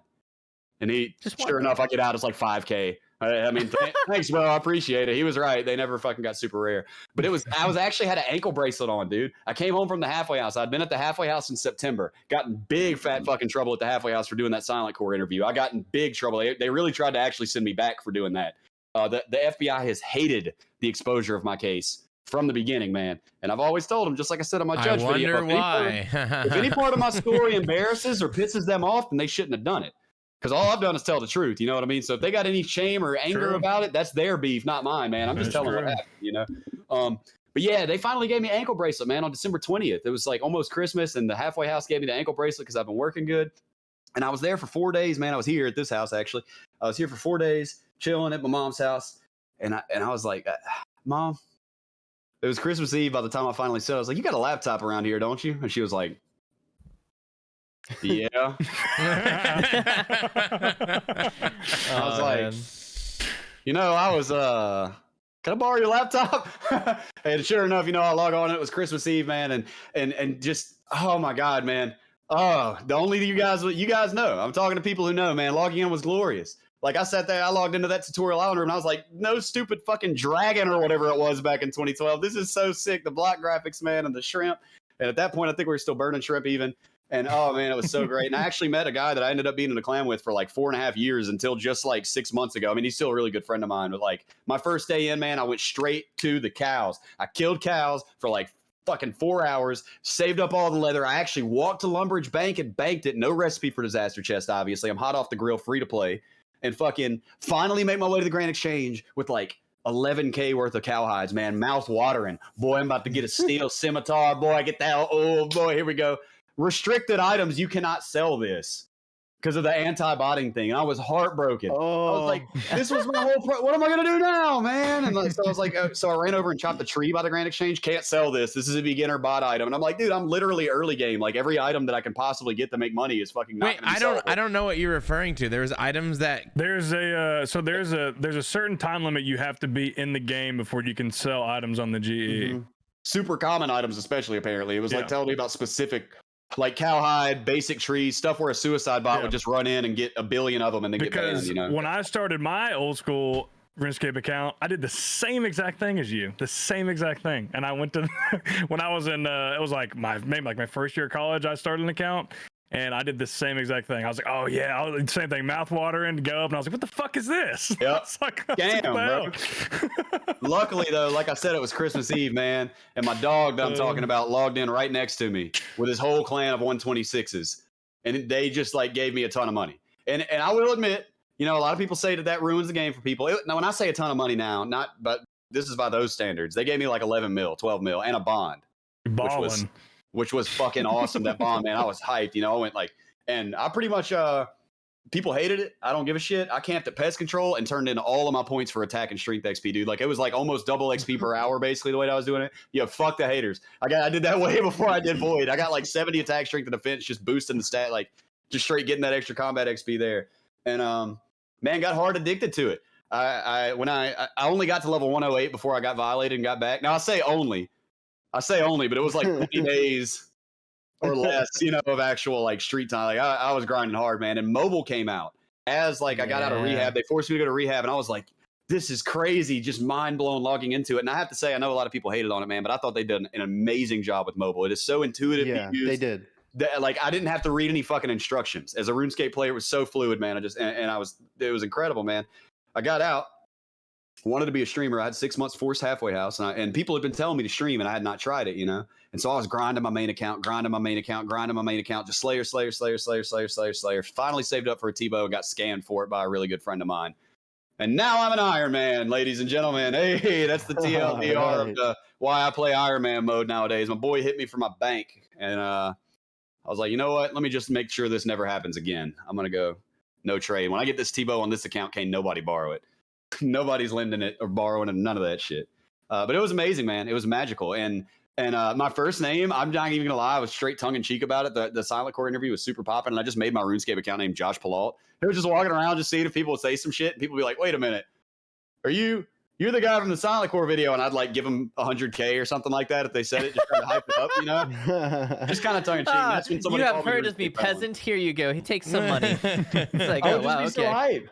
It was so cool because look, man, and this is, and I will say this: I remember a Silent Core video specifically, actually, like a 2008 one, man, where he was doing like the GP per hour for different skilling methods, which was mind blowing to me. You remember that video? He had the techno thumping, man, no voice on it except for like a little intro. He's like, I have personally, his voice is all squeaky. I personally made over 300 million coins on RuneScape. Like that video, when he went to go to the fishing spot, somebody was like, yo, Dan, I'm a big fan. And it fucking blew my mind, bro. Just like in Skychi's videos and stuff, to see people recognized and called by their real name for playing RuneScape was like insane to me. So to have it happening to me, I was like ridiculously hyped. It was so cool. You know, it happens fairly often now, but as I said earlier, I'm pretty sure a lot of people know that a guy went to prison for playing RuneScape, but not everybody knows that he's like back and streaming and going for the Infernal Cape next week. Well, if you don't, check them out. Link down below. I'm shit. My PB is 61. Yep, link is below. Oh, nice. No, you're up there, dude. He's getting there. He's getting there. Yeah, but that honestly, was that's the weeks best ago. time to start watching you. He's starting the Inferno grind, so yeah, jump in. Backseat him, yeah, give him the backseat, get banned, or you know, maybe offer something helpful. I'll take a Yeah, little we suck backseating. experts. Yeah, I'm good with a little you'll backseating. get some helpful backseating in the Inferno, but 80% of it will probably be bullshit, and you'll probably be like, hey man, shut up. Yeah, exactly. So- Most of it's either like way the fuck too advanced, I'm gonna die just trying it, or like, dude, just stop. Yeah, just Quit do the sweating Z like step that. over here. Yes. Or Yeah, they do the Z step 2-tick spin emote. Honestly, I think 90% of people who backseat in Inferno just want you to do it the way they do it. Yes. That's true. Like there's a big like, oh, you have to do it this way or you have to use this gear. Like, why are you wearing Justy helmet? Like they just want you to do it the same way they are because they're team that way. Like they don't actually give a fuck about you getting the cape. Like they just want to be the one who had the successfully got you to do it their way. What I've learned as like, cause I streamed my Inferno runs like a year ago, 2 years ago now. Holy fuck. But it's always the 1K Seers who are backseating you. Anybody who has like 2, 3, more than a couple KC, they want to sit back and watch you and just see, like, they want to see you learn. They want to see you progress. They want to see how you get better at the game. It's totally the 1K Seers who are just like, well, actually, if you do the 1.5 tick and bring out the blob and the melee to this tile, it's like, I'd like to interject and speak for the 0K Seers really quickly and like what's going through our head. Speak for us, man. Because we always talk about the 1K Seers. You know, the 0K Seers. I want you to know I've watched so much Inferno. I know what you should be doing. I can't do it. All right. I know. I don't know the clicks, but I know how the blob works. I understand everything, and I know where you messed up. I just don't say anything because like I can't say a word. But I want you to know most of the 0K Series, if you're watching an Inferno stream, you're like, oh yeah, he didn't flick that shit, dude, fucking idiot, you know, like. I think there's like there's a set group of like community of content creators, etc., who like if they speak or say something, you should probably listen to them. That's about it, though. And the rest of the rest is bullshit. Like we all just taught me solo raids the other day. Like the other day, it was like 4 months ago. Foe fixed my solo chambers in like 30 seconds. He was like, hey. I told him what the problem was. I was like, man, I just can't quite get that 4-to-1 down, man. The timing is fucked. He goes, I know what you're doing. You're clicking a tick too late. Watch this. Demonstrated on the banker. I went in there and got a deathless right off the rip. So you're absolutely right. Like, know who you listen to and listen to the right people. And also, Ignoble, yeah, dude, all the people that had like 30 tons of Zuck kills and have done it a million times were always the ones who were just in my chat. Like, I'd die and they'd be like, you got it, bro. Good run. Yeah. Fuck yeah. Next one, man. You're improving. You're doing better. Good job, man. They just want to see me do it my way, I guess, man. Almost like how we like to see noobs in RuneScape just start the game to begin with, you know? Yeah. It's just so much fun seeing it click for somebody, right? Like you don't have to be at the back like typing out exactly what to do. But when you see like things click for a person, like the first time like somebody understands like off ticking something or like flicking up something like a ranger and a blob, like you see their minds go like I am capable of doing this. I can do this now. And it's like it's awesome to watch. I've heard examples say that 1,000 times. You can do this. No, but there's also like there's also so many different ways to do it, and if you want to do it a specific way, so Radish Boy's going for his cape right now, and he, for some personal reason, he wants to do mage only. He's sending mage only first cape, and he got to Zuck today. And dude, I've never seen so many confused like Zuck experts just so like good. They didn't know what to fucking say, dude. They had no idea what he's inventing the meta. You can't say anything. He's doing mage only and he's got full Justy. Like literally that is full on that is full on content creator right there. Like, he's literally like he knows what he's doing. He's camping Justy helm and then he's got the Justy chest and legs just I guess for when shit gets heavy. In all seriousness, though, would wearing Justy while he's maging not just make it take so much longer that he's probably cracked at like correctly praying and moving? Yeah, I mean, I also don't know if like I'm thinking about like taking out a ranger on a set. Like I feel like even if how many sets does he get? Like for like 10 sets? Yeah, like, really. I mean the shadow just like melts the ranger though. Oh, he's using a shadow. I forgot shadow. He's using a shadow. I forgot shadow's a thing. I was thinking of like a saying personally. Dude, I was like, this motherfucker's coding everything. Barrage, every camp blood barrage all the way through. No, I mean, I don't know, man. I even think like if you're even in full Justy, like top to bottom, you could probably still do some pretty good DPS on that. I mean, he's gonna do it. I mean, literally, somebody has killed Zuck using recoil. So I have faith that he can get it done. But we've seen bone crossbow Zucks. I like that. I mean, yeah, there's all kinds of crazy shit people have done. But yeah, I think it's for him. It's funny. Like I see why. Like that is definitely that's such a Radish Boy fight. Oh, that's the most Radish thing I've ever heard, dude. Yeah, I was loving it, dude. Yeah, I love it. He's insane. I love it. So funny. I'm gonna have to watch. Guys, that's good.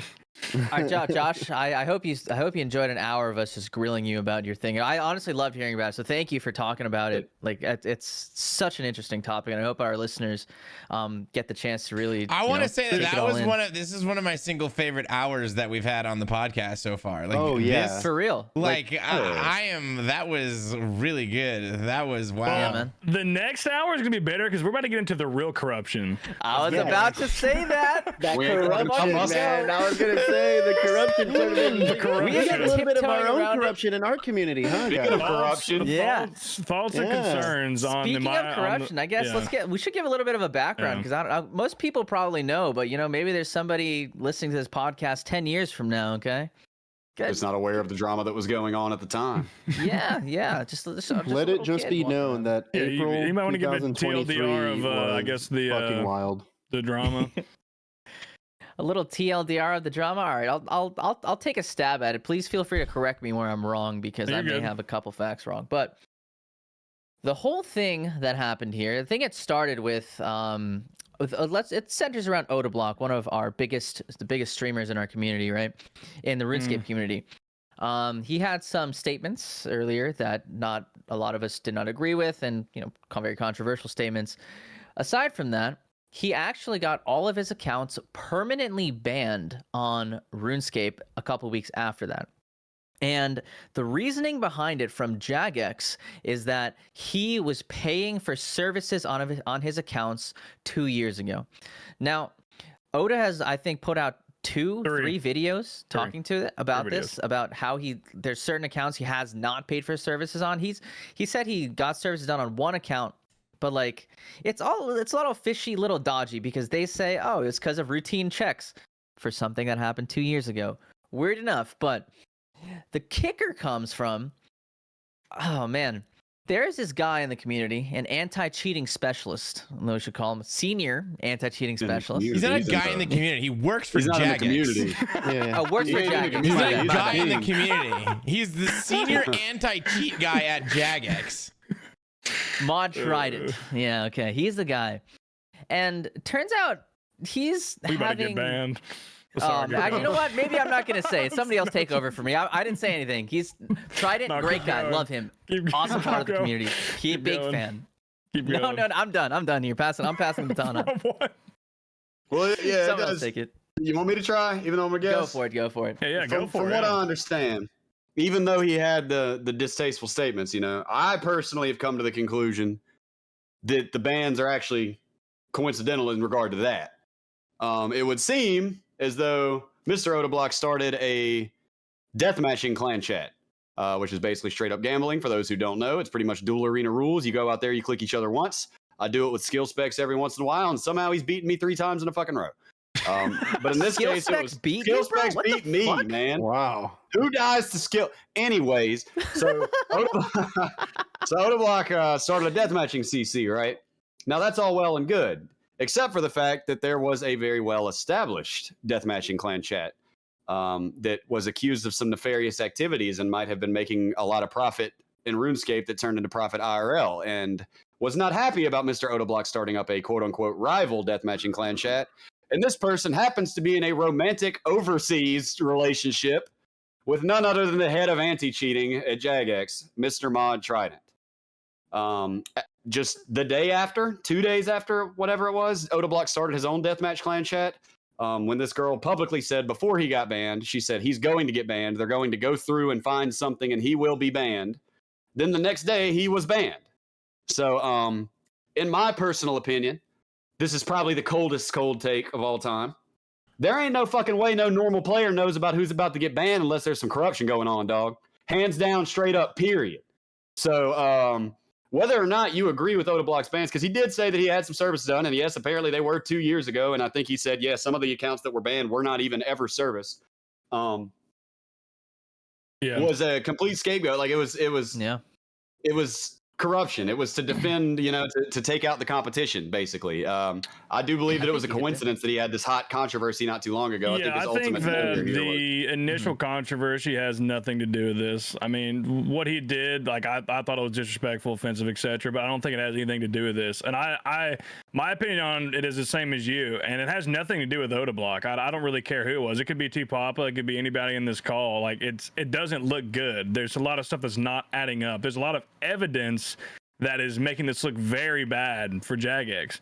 And I'm okay with them not saying it. I feel like they should address it eventually, hopefully. Like, I'm okay with them not saying anything about it now. Like, if they're investigating it, they're investigating, which I would assume they are. I would hope they are.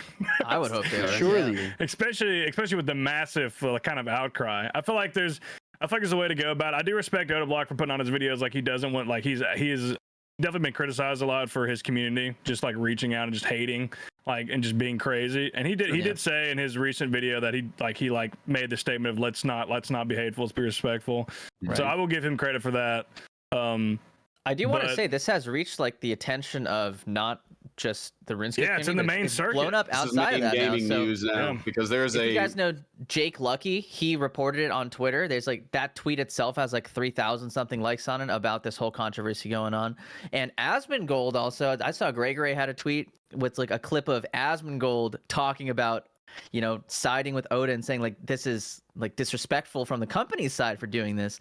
And I just want to circle back and just touch on like how wild is it that a senior anti-cheating employee of a company is in a romantic relationship with somebody who is very deeply involved with, let's just call it cheating, real world services, trading kinds scamming of things. A lot of stuff. Yeah. Like there's little non-slayer. That's the thing. Like there is like if there's any concrete if there's any concrete evidence of anything, it's that she has a clear problem with gambling.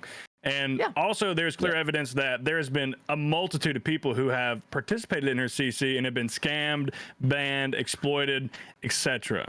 Tons of evidence. And that's why I'm saying, like, I don't think at that point it doesn't, like, I don't care if it's Odablock or Bodie, whatever content creator, it doesn't matter at that point. It's just the concept of what's actually going on is that, like you said, the senior anti-cheating specialist is pretty much doing the bidding in a way of this person. That's like a mega, even just in general, like mega ethics violation right there, right? Dude, like, yeah. Okay, that just a dating thing, and then on top of like banning people and doing all this shit for her, it's just like for her, dude. And I guess dating that person is a conflict of interest to begin with. But like, here's the deal though, like, I don't want to like shit on people who have their long distance relationships, but like, fuck you. I'm gonna shit on you for that, bro. Shut up. If you are fucking dating across the seas, get a fucking grip, all right? Get a goddamn life. Go outside and talk to some females in real life. Holy shit, get a fucking grip, dude. Bro, oh my go god, outside, bro, please. You're risking your job for pictures. But I was gonna say, you guys think he got in there? Like, you think there was some physical action there? Dude, absolutely not. Like, no. Like, I don't know. Like, I'm like I don't know. Like, she's U.S. based and he's UK based, right? Like, I'm not wrong on this. Yeah. Is this accurate? Yeah, man. And yeah, so that's it's right. just like you think she knew he was uncircumcised, or? Oh my god. Oh. No, but like, I am not Now we going know to what she's going speculate on whether or not this dude had his foreskin removed. That is not what I want to talk about. But how Is it try to the crazy? swamp or the seas? Like, does he not think that he's getting played? Like, is it just like, is it pussy pics for bands? Like, what is it? Like, we that talked seems about to it. be what it is. We talked about it earlier. I think that there definitely is a sentiment of like it could possibly be a very down bad situation for this individual, and he like obviously if you listen to some of the evidence and even like the voice recording in the one video by, I believe his name is Dog and Varrock, she's obviously very manipulative, like clearly, like I think that's pretty apparent.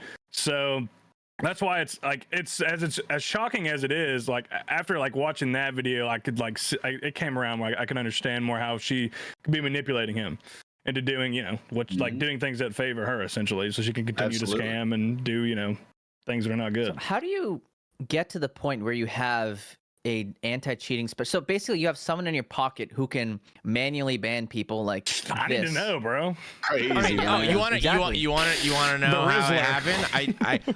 I highly doubt that Trident slid into her DMs and rizzed her up. Like that is if I can tell you how it didn't happen. if I had to gamble, it was not that way, and it was the other way. I bet you, You think she hit him up on Discord? Yeah, dude. Oh yeah, I think. Like I She was maybe playing the long he game, slid bro. in, maybe he Listen, slid in I will say initially. this: I'm not going to out anybody's relationships, but there in the past there has been relationships between content creators and JMods that a lot of you guys don't know about, that I've heard about, and that have been pretty in depth. It's not crazy. So if you think this is crazy and it can happen, it can happen. I know people who've dated JMods who are content creators. I'm not going to say who they are, but it happens. It is happening behind the scenes. That shit I will happens. say, so look at the JMods are real people, right? They're not just fucking figures. Yeah, they're not. random ass dudes. They love They're real RuneScape, people. too. Yeah. Who can? They're RuneScape. They play the same game in the same community. Spend a lot of time together. People talk to each other and things happen, right? That's it could happen, but when it becomes like a conflict of interest, especially in the case of like manually banning people at the request of another person, that is Routine insane. check. Routine check. Fuck Sorry. that. No, A routine not a was- routine check. You know we're not buying that. That wasn't no dude. routine check. No, What 2 do you guys- years. How routine is this What, shit, what, do bro? you, Two what, do you, years. what do you Doing guys 2 what do you years. guys think about Jagex just being completely silent and a mod not saying anything? And dude, there's been a couple of tweets where mod Ash like low key defended Trident Well, a little bit too. Well, here's what I think, right? I think on the grand scheme, like, how much does this affect their bottom line? Because they're a business, right? Like, how much does this affect their bottom line? And I don't really think it does very heavily. Like, it's not affecting their business model, really. It's just a lot of public heat at this point. So I hope, like I said, at best, they're at least investigating it. And then after, like with Mod Jed, after they find their solution or like, when they have a conclusion, they put it out there to us. Yeah, So they make also statement. Release a have to statement on the be- Jed stuff, like a clear one. It was like, a on the- while after, I think.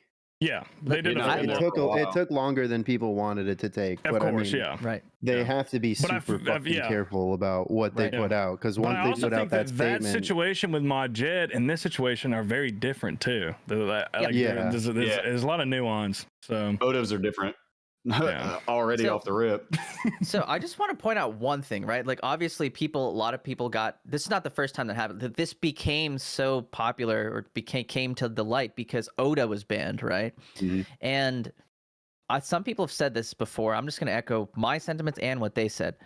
Why, like, if you have half a brain cell, why would you target the biggest RuneScape creator and get him banned? Like, can't you just turn around and be like, hey, Yeah. look, like, this is going to be a bad idea. This is going to shine Yeah. a public light on us. Like, Okay. I have the ability to ban a bunch of, quote unquote nobodies, people who don't have a name or stake, like, out there, but like, I can ban them. No one's going to care. People on Reddit are just going to call them scammers.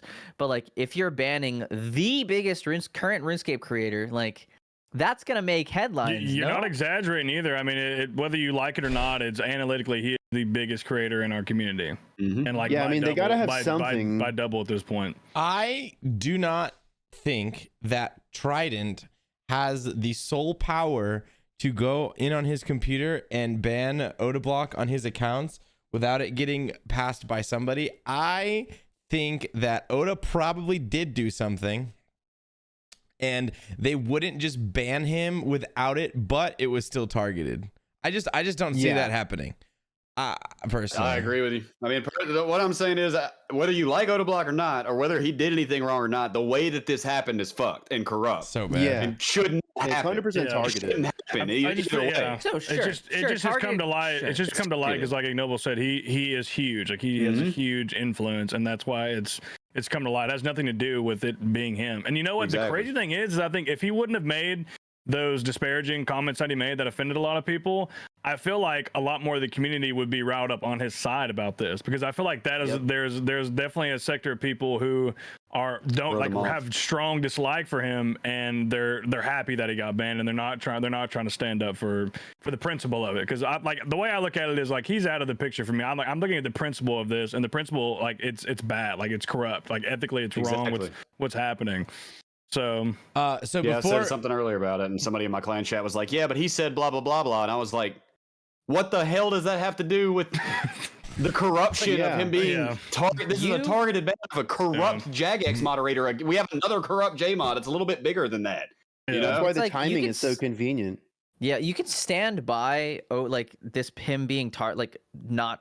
So his ability to not get target banned and not support the statements he made. You are allowed to have that. That's what Josh said earlier. What'd you say you're going to tweet? What'd you say? What was the quote you said you almost tweeted? You don't have to be a fan of Odablock to see that it's corruption. Okay, straight up. That's very fair. That's a fair moderate point. No matter how you look at it, and I'm not saying that, and a lot of people probably are not saying he shouldn't have gotten banned exactly. I'm not even saying that.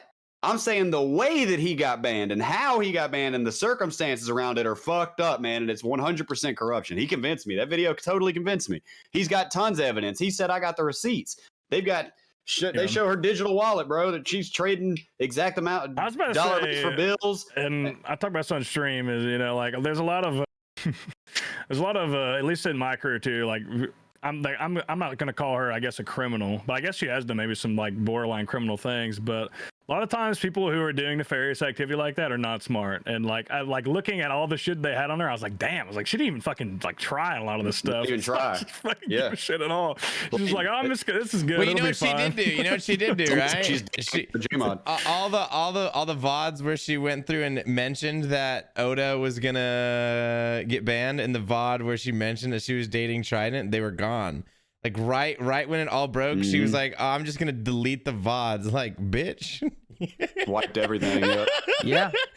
Like, so stupid. That just screams guilt, right? Yeah, man. Wiped her Discord, that video said she wiped her Discord, all her social media and everything. And one video that I saw, I can't remember, basically said that, okay, we know that they're across the ocean from each other. This has got to boil down to just pictures at this point, right? Apparently they're free. Apparently those pictures are free.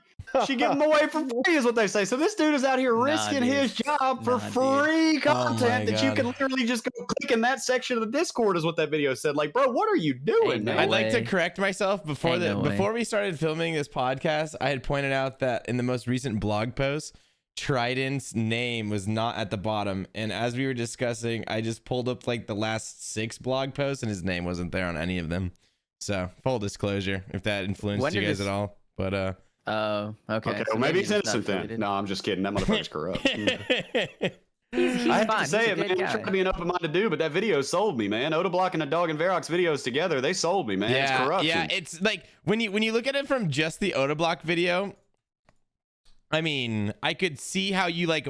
I don't see it this way, but I could see how you could just only claim hearsay and want to be in denial.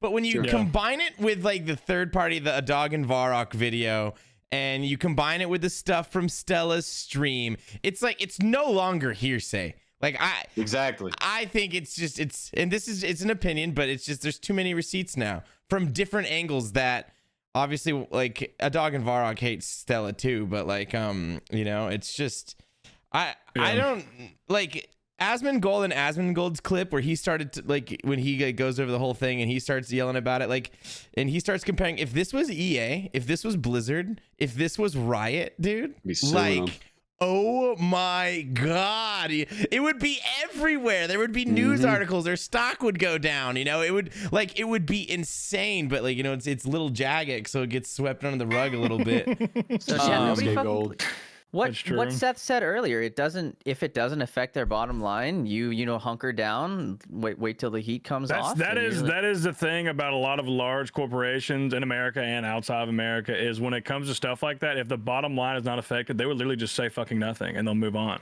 That's why 117 HD riots won. Yeah, they'll move on. Exactly. So if you think about it from the company perspective, right? What do you gain out of saying something now? Nothing, right? Like if you don't have a full investigation, like thoroughly completed, you can't say anything, right? You can't be yeah, there's a bad guy getting here. harassed. Yeah, I mean, the individuals are getting harassed at like the J mods. Like I'm sure they want this to be over as soon as possible. They probably want to make I'm not saying the harassment is a good thing.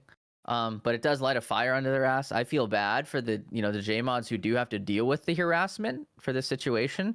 But how do you bring the situation to light and be like, hey man, do something about it, right?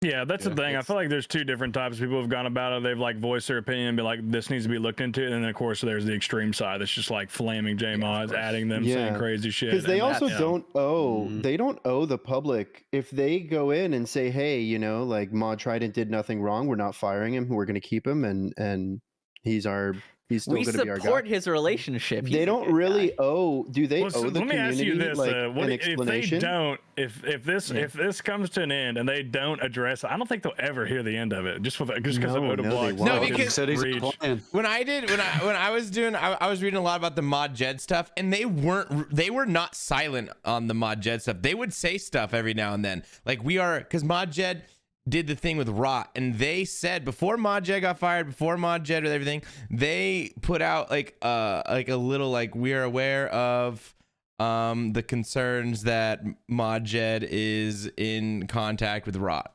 Like they said something that was very vague before before everything tumbled down like months later. They did mention something before, so I think it's kind of like they're actually not being consistent with how they treated the Jed thing, because they when it first came out with the DDoSing, because there was DDoSing accusations.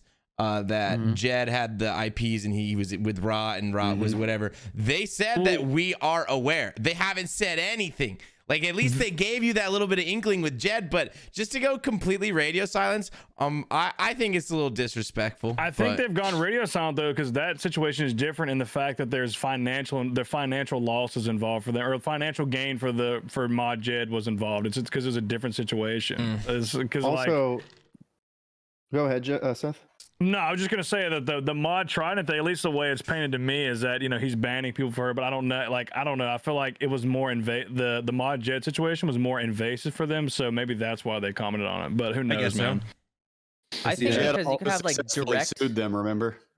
Jed successfully sued them and won in court for them mishandling the internal investigation. So that very well could be why they're doing this totally differently now. That is true. That's true. I didn't think about that.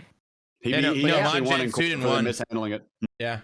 So if that's the case, they didn't do it right. Even though he did do terrible shit, they did it wrong. So the UK laws, he did successfully win in court and beat them. Yeah. So it makes sense that Jagex would want to keep this like very thorough and tight, like wrapped before they come out with something. As you said, like they don't owe anyone an explanation, but that's what I'm wondering. What do you guys think they owe the public in terms of a statement? How much detail do you think they have to give? Like, is it enough for them to just be like, we've investigated, this is what we found, and this is our decision? Or do you think that's all they really need to put out? I don't think there's to be really any nuance. It's just like, we investigated and we found that he did nothing wrong, or we investigated and we found XYZ and he is no longer an employee.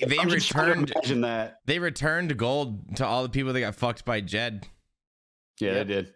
So do you have to go back? You have to go back at reverse all the bans from. I just feel like as far as their statement goes, I just feel like they're gonna get the juice out of there. Like, is he fired or is he not? That's the thing. That's the thing that everybody is on their mind. And I'm sure if it was wrongful activity, I would assume that the accounts that were not serviced that Odablock has would be banned. I would assume at least. I would hope so. Also, isn't the anti-cheating team like just 2 people? Yeah. Probably, essentially, public facing. So the other half yes, of it, and the other half of it was like apparently on vacation last week. Yes. Oh, good. Oh, you're trolling me. Didn't come back until like this last Monday, I guess. Yep. No, so but that's he's only really had like 3 days.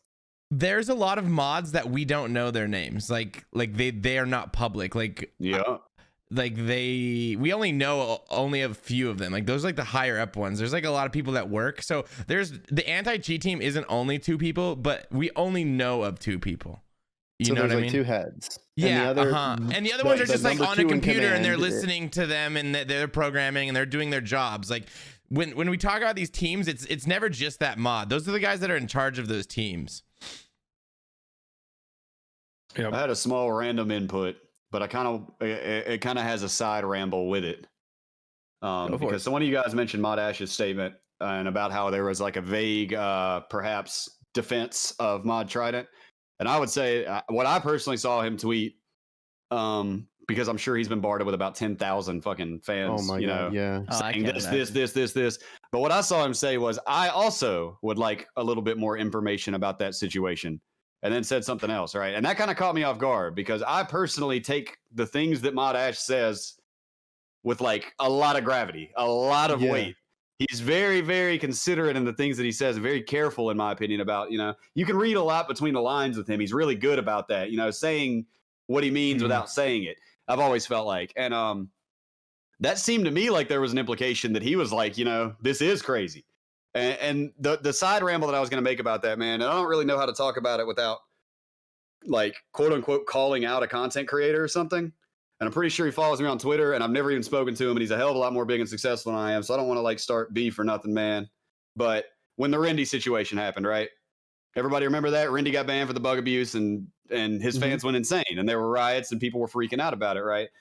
I was totally fired up. I was like, yo, this is bullshit. Rendy saved the game. He did this video, and did this, that, and the other. And we know Jagex has a history of doing that. If you guys have paid attention, Jagex has a history of banning people that expose bugs for them, even though they promised them that they won't. So I was like, man, this is screwed. They got him, right? Until I saw a tweet from Mod Ash where he responded to one of the millions of people tweeting at him. And he said, do you really think that we would have not taken this seriously? Do you really think that we would have it was in our best interest to ban a popular content creator when we knew what this account was if we weren't completely positive? And that ended it for me personally, man. For me, that was the end of it. I instantly believed Jagex. I hate to say it, man, but when Mod Ash said it happened, bro, I'm riding with Mod Ash. Out of every single mod there and everybody, that's the man that sent Wooks $10,000 out of his own pocket, man. And he changed my mind on it. And I was like, okay, I think that he did some sketchy shit, So when he says something kind of middle ground like that about the Trident situation, he might be playing devil's advocate because we know he does that. Maybe I'm reading too much into it. But it seemed to me like he kind of was like, I don't know, man. It's a little bit wild. So just aside from just the Trident specific thing, right? Oda's ban, then if it follows the same lines, would you say is like they're internally like, oh yeah, this is a very popular content creator, but we know XYZ has happened, we are going to permanently ban him? I think it must have. They must have had something because, like T Papa said earlier, dude, it doesn't matter if you're the head of this department that's involved. Like, there's no one person who can just be like, "Hey guys, today I banned Odablock, the biggest content creator in the right?" league." Exactly. And everyone just be like, "Okay, yeah, that you don't have to run that by any." Like, there was definitely a fucking group of people that sat down and made that decision. And so, like, that's why I think there must have been something. Dude, but I'm giving him the benefit of the doubt that happened. If Trident can just like be at his lunch break and be like, "Hey, would you guys? I banned Oda earlier." Like, if that's what they can do, he is the head of the team. He is the head of the team, and like we don't know how they're managed. We don't know we don't know if they're in contact with each other. We don't even know if he discusses who he bans with anybody. Yeah. Yeah. Like, I could be wrong. I'm giving them the benefit of the doubt that they talked about it. No way. Right? There's What's no different about way this he could situation just is do like, this, so, dude. So Josh was saying the Rendy situation, like Jagex was very clear, like, no, this person has done these not okay things, right?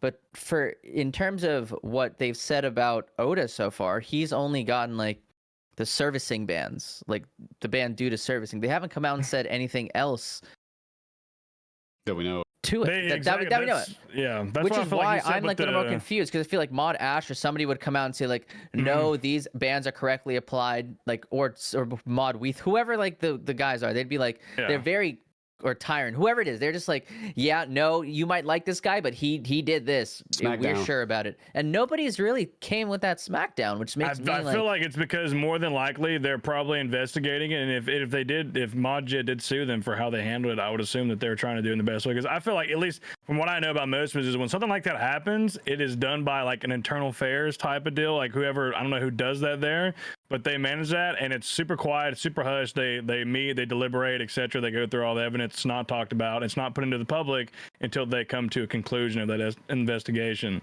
So how would you that's guys feel? How would you guys feel if tomorrow Jagex comes out and says we stand by the bans, Trident gets to stay, and we're not showing you guys anything? That'd be a terrible PR move for them. I know that. That's a bad move. Terrible PR. It's a bad move for them. I'm trying to legitimately like think about what I would do, man, because this is. I'm convinced. I hate to say it, bro. Yeah. I try to be an open-minded guy, and I like to think that my mind can be changed on things, man. But this is corruption. No, yeah, dude. I'm convinced as well. Like, There's something fucked up happened here. I don't care what they say. If they say otherwise, then I don't know. I don't know. I don't play a game that lets that shit I don't think I happen. would do anything or comment on it because there's nothing to do with me really. But at the same time, like that's an awful move for them. They're gonna get insane backlash if they did that. It would be. I would be on Twitter all day with my popcorn. It would, yeah, I'll the tell you popcorn that would be much. out. The popcorn would be out if they said that. I do want to say one thing, like, you know, for all the like fucked shit that is going on, right? The corruption, etc., accusations, banning, e-dating, conflict of interest. Pussy The drama pictures. calendar, Sorry. pictures. The drama calendar for April is fucking wild. I have not been this invested in drama for this many days. Dude, I'm like thinking about it at work and shit. Dude, My wife Right? was like, "You have to tell me when something happens." She was Dude, like, "Tell I- me what happens with Yeah, that." I wake up It's and a check life Twitter to shit. see what episode dropped It's today, just- dude. It's insane. Right? I'm like, Yeah, who's man. dropping shit today? Like, It's- who it's- dropped the new video? it's- And like, you know, it's- one day it's Oda dropping it, then it's the other guy, and I'm just like, Got new fake things Iron are Man coming getting up. canceled and shit. All of a sudden, man, we got all kinds of Twitter mess coming on. Was that in April? Technically, Yeah, yeah. Yeah. It's amazing, man. I you know, it's as much as the situation sucks. Listen, I will man, say I've I've been tried very to stay out of invested. it. Like I don't mind talking about it on here. It's just our podcast, so I feel like, you know, and like we can like I don't care to really talk about it. But like as far as like when I've been streaming and like I'm live streaming, doing my own thing, I'm just trying to have fun. Like I just don't like I don't want it No, to be the I topic. stay quiet because I don't want to talk too much shit on Trident though, because he's the one that unbanned me. You know, like I don't know what weird powers he has. You know, it's just like you know, like fuck, like I don't know, like. He's gonna go back and like re-ban you, be like, "Fuck this T Papa guy!" Like that ban. Imagine they fire him and then Yeah. the new guy that Yeah. replaces him comes back and bans you. Yeah. I feel like For the some best- reason they fuck up the button, so like they reverse all of Trident's decisions. All so, of like, Trident's unbans get like, rebanned. all the bans get unbanned, all the unbans No. get banned. It's funny because like with how Jagex is, I could see them like fucking up and doing Yeah, shit like dude. that. About the fucking dumb yeah. shit they've done. Like that's been bad. I could see that Well, happening. because that their thing that catches people that are botting is completely broken, because it just flagged Roydy the other day and banned his account. yep. Yeah. So it's just like it's I wasn't the only one. Like it doesn't work 100%. just if you're thinking about this thing logically, if you watch the videos, you listen to the evidence, and you think about it, I feel like the best take at the moment is like you can't condemn one way or the other just yet, but obviously something is going on that's not good. Yeah. I think, Yeah, you know, exactly. It's corruption like, going on, man. Yeah, you can't 100% condemn at this point, but it's fucking close. It's not good. It's and I don't really know what I'm expecting from Jagex in terms of a statement, because like there's two levels of this, you know, like they can come out and find the hard evidence, like, yeah, this guy, you know, the ban was correct. Like we found evidence that the rules were broken and these bans were correct. But then how do you find the intent of like the targeted ban? That's like a whole subjective part to this whole thing. Like how do you Okay. I'm gonna break this Prove down in two ways. One, I agree. There are separate issues here. Like one, like Oda, there may be things that he has done that are not compliant with the game rules, and he maybe deserve to be banned. We don't know about it. That is a separate issue. Like, you know, if he did break the rules and Jagex want to punish him to the full extent of, you know, completely banning him, they're within their rights of doing so. The other aspect comes into, as you mentioned, the targeted bans, but I would say even more so, like, the conflict of interest of having like intimate relations between like an anti-cheating person and someone who's so, you know, tied into cheating, you know? Oh, like, that is 100% like not okay. like that in itself is just like a huge like That should not be okay. No Conflict matter, of like, interest, even if yeah. he didn't do like any of the, like, It was hard that for in me. Why itself would is- she? Why would she publicly say that? Because there's screenshots of her. Like, why would you tell people that? If this Dumb. is your game, if that's She your was trump card, flexing. She why was are you flexing that? flexing. Why would you flex that? Because she's a dumbass, bro. You're just dumb. That's a fair. You're That's a fair Giving opinion. people I too think much that's credit, just I like think that's a so fair stupid. opinion, bro. Like you It's imagine insane. you have a nuke button in your back pocket, you know? You just like, and then all you have to do, you have this nuke button forever. You just can't tell anybody that you have it. She's bragging about it. Like, what are you like? Tomorrow This, they'll find it. oh, so dumb. Because I have a nuke button. It's Well, Yeah. or you don't. it's so dumb, and it's just whatever. I'm it- excited. it gets me fired up in two senses. Yeah, one, excitement to see like the next statement every day, and like just I think Oda's statement about boycotting the game and just has brought a lot of attention to it. Just like, first of all, there's so many steps of idiocy along the way to let it get to this point, and the fact Yeah. that like Oda has now shown a huge light on this situation to the point where so many people outside of the RuneScape bubble are also commenting on it. Like this is like huge in terms of PR. Well, you stuff, guys, right? Like, you guys Jack- know like the real issue with the CC too. So he does the CC and he sells ranks, right? So he gets people's money to like, and you use that money to like almost as insurance, like against scams and against other things, but the CC needs money. So he collected all of that money from people for the CC, for the ranks and organizing everything, and then that account got banned. So that's a bunch of random people's money that just got yeeted. Oda doesn't have a way to give 30 them their bill. money back, the 31 bill, and like they're out. And I think it's so smart for him to not play RuneScape because for however long he doesn't play RuneScape, it's not going away. Yeah. You Yeah, know? that's the You're biggest right. thing. That's what I'm saying. It's a stalemate right now because of what he said in his video. He said, I'm not playing until they make a statement. Yeah. In my opinion, they're going to have to do something, man. I don't think they're going to let him just go like that, personally.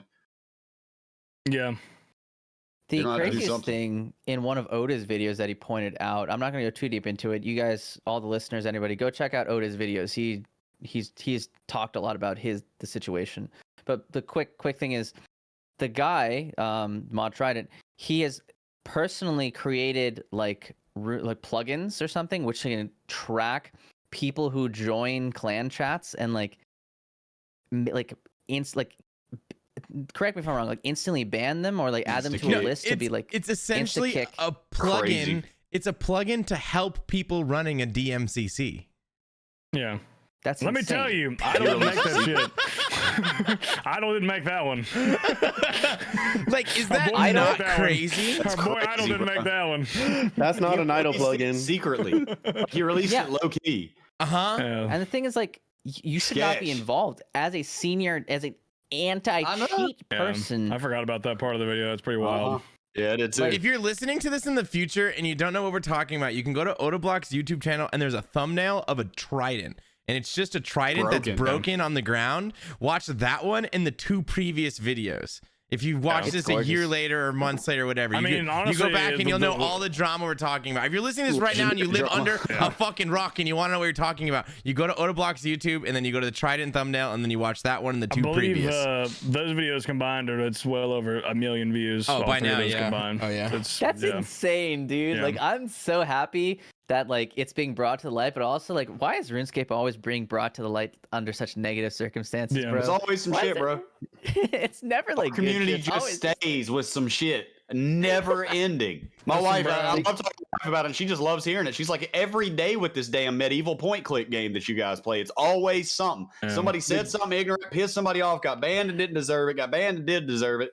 It's always some shit. I was Or like, pedophiles and trade it. skilling CCs. You know, it's a lot of.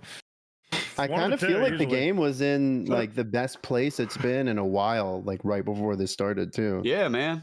Yeah, All we're right, at peak all right, numbers. all right. Hey, for a long time. I want to say the game's in its best place. I'm eating up this drama, dude. It's so good. This is Yeah. great for the game, great for exposure, and I have blind confidence that Jagex is going to do the right thing. Oh my god. What What is Cap, bro. Put a hat on. Strap up. Ain't no way. Yeah, I don't have great confidence. Nah, man, I've got confidence that they're going to do something about it. But Hamzy really made me think. he really made me think when he said, like, what would you do or how would you feel if they did this versus this? I had not even considered that. Did you feel some anger come over you? Were you like, oh. Yeah, I'm talking about the no J mods about it, but I was like, because I'm just so convinced. I'm convinced, bro. It's corrupt. Yeah. So if they say anything other than Trident's fired, I'm probably gonna be hot. Because and it's not even about Oda Block. Just like you said, man, it's got nothing to do with Oda himself. I don't care about that. And just like situation, like Seth said, it doesn't really in any way affect me, especially with my Iron Man ass. I'm not DMing anybody. Like I said, sometimes I go check my skill specs. That's it. Thinking, and you keep losing, by the way. I just want to point that out. Oh, thank you. I appreciate that. Yes, I'm losing his skill specs. I can't believe what the fuck, man.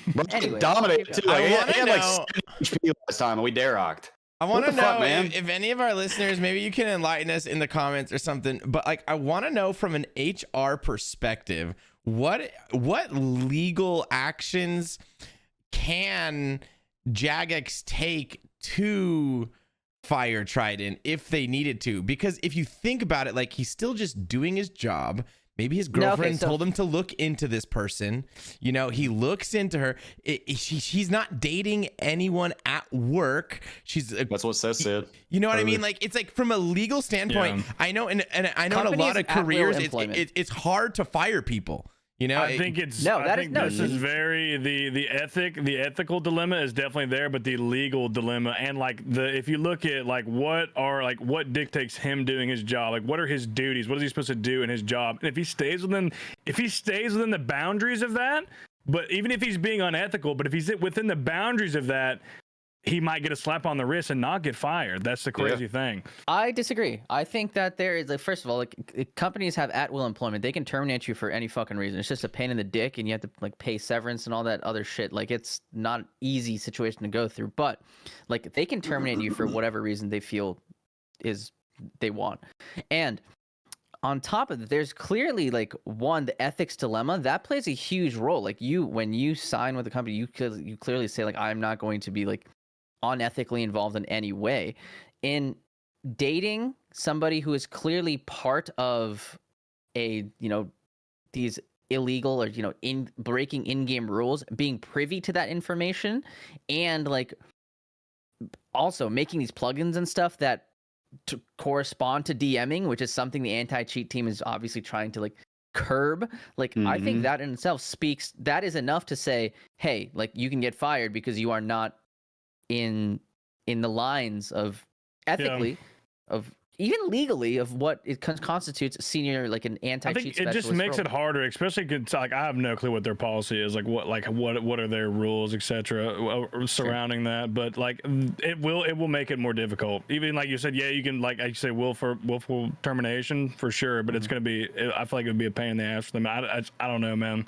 It's gonna be interesting to see what happens. I'm sure it's not as cut and dry as the Jed one, because Jed's like, he's literally laundering money and doing illegal and like very illegal things. Like, this is not as clear. Like, he's not going around like ruining people's lives and stuff like that. He's right. Like that's what Prison Joe said earlier. Is basically the same thing in my opinion as what T Papa said. It's what makes it fundamentally different is that in theory, he's doing his job. Jed was making money and stealing money, and that makes it much more blatant legal avenue, you know. Whereas with this guy, you're right. One could argue he's doing his job.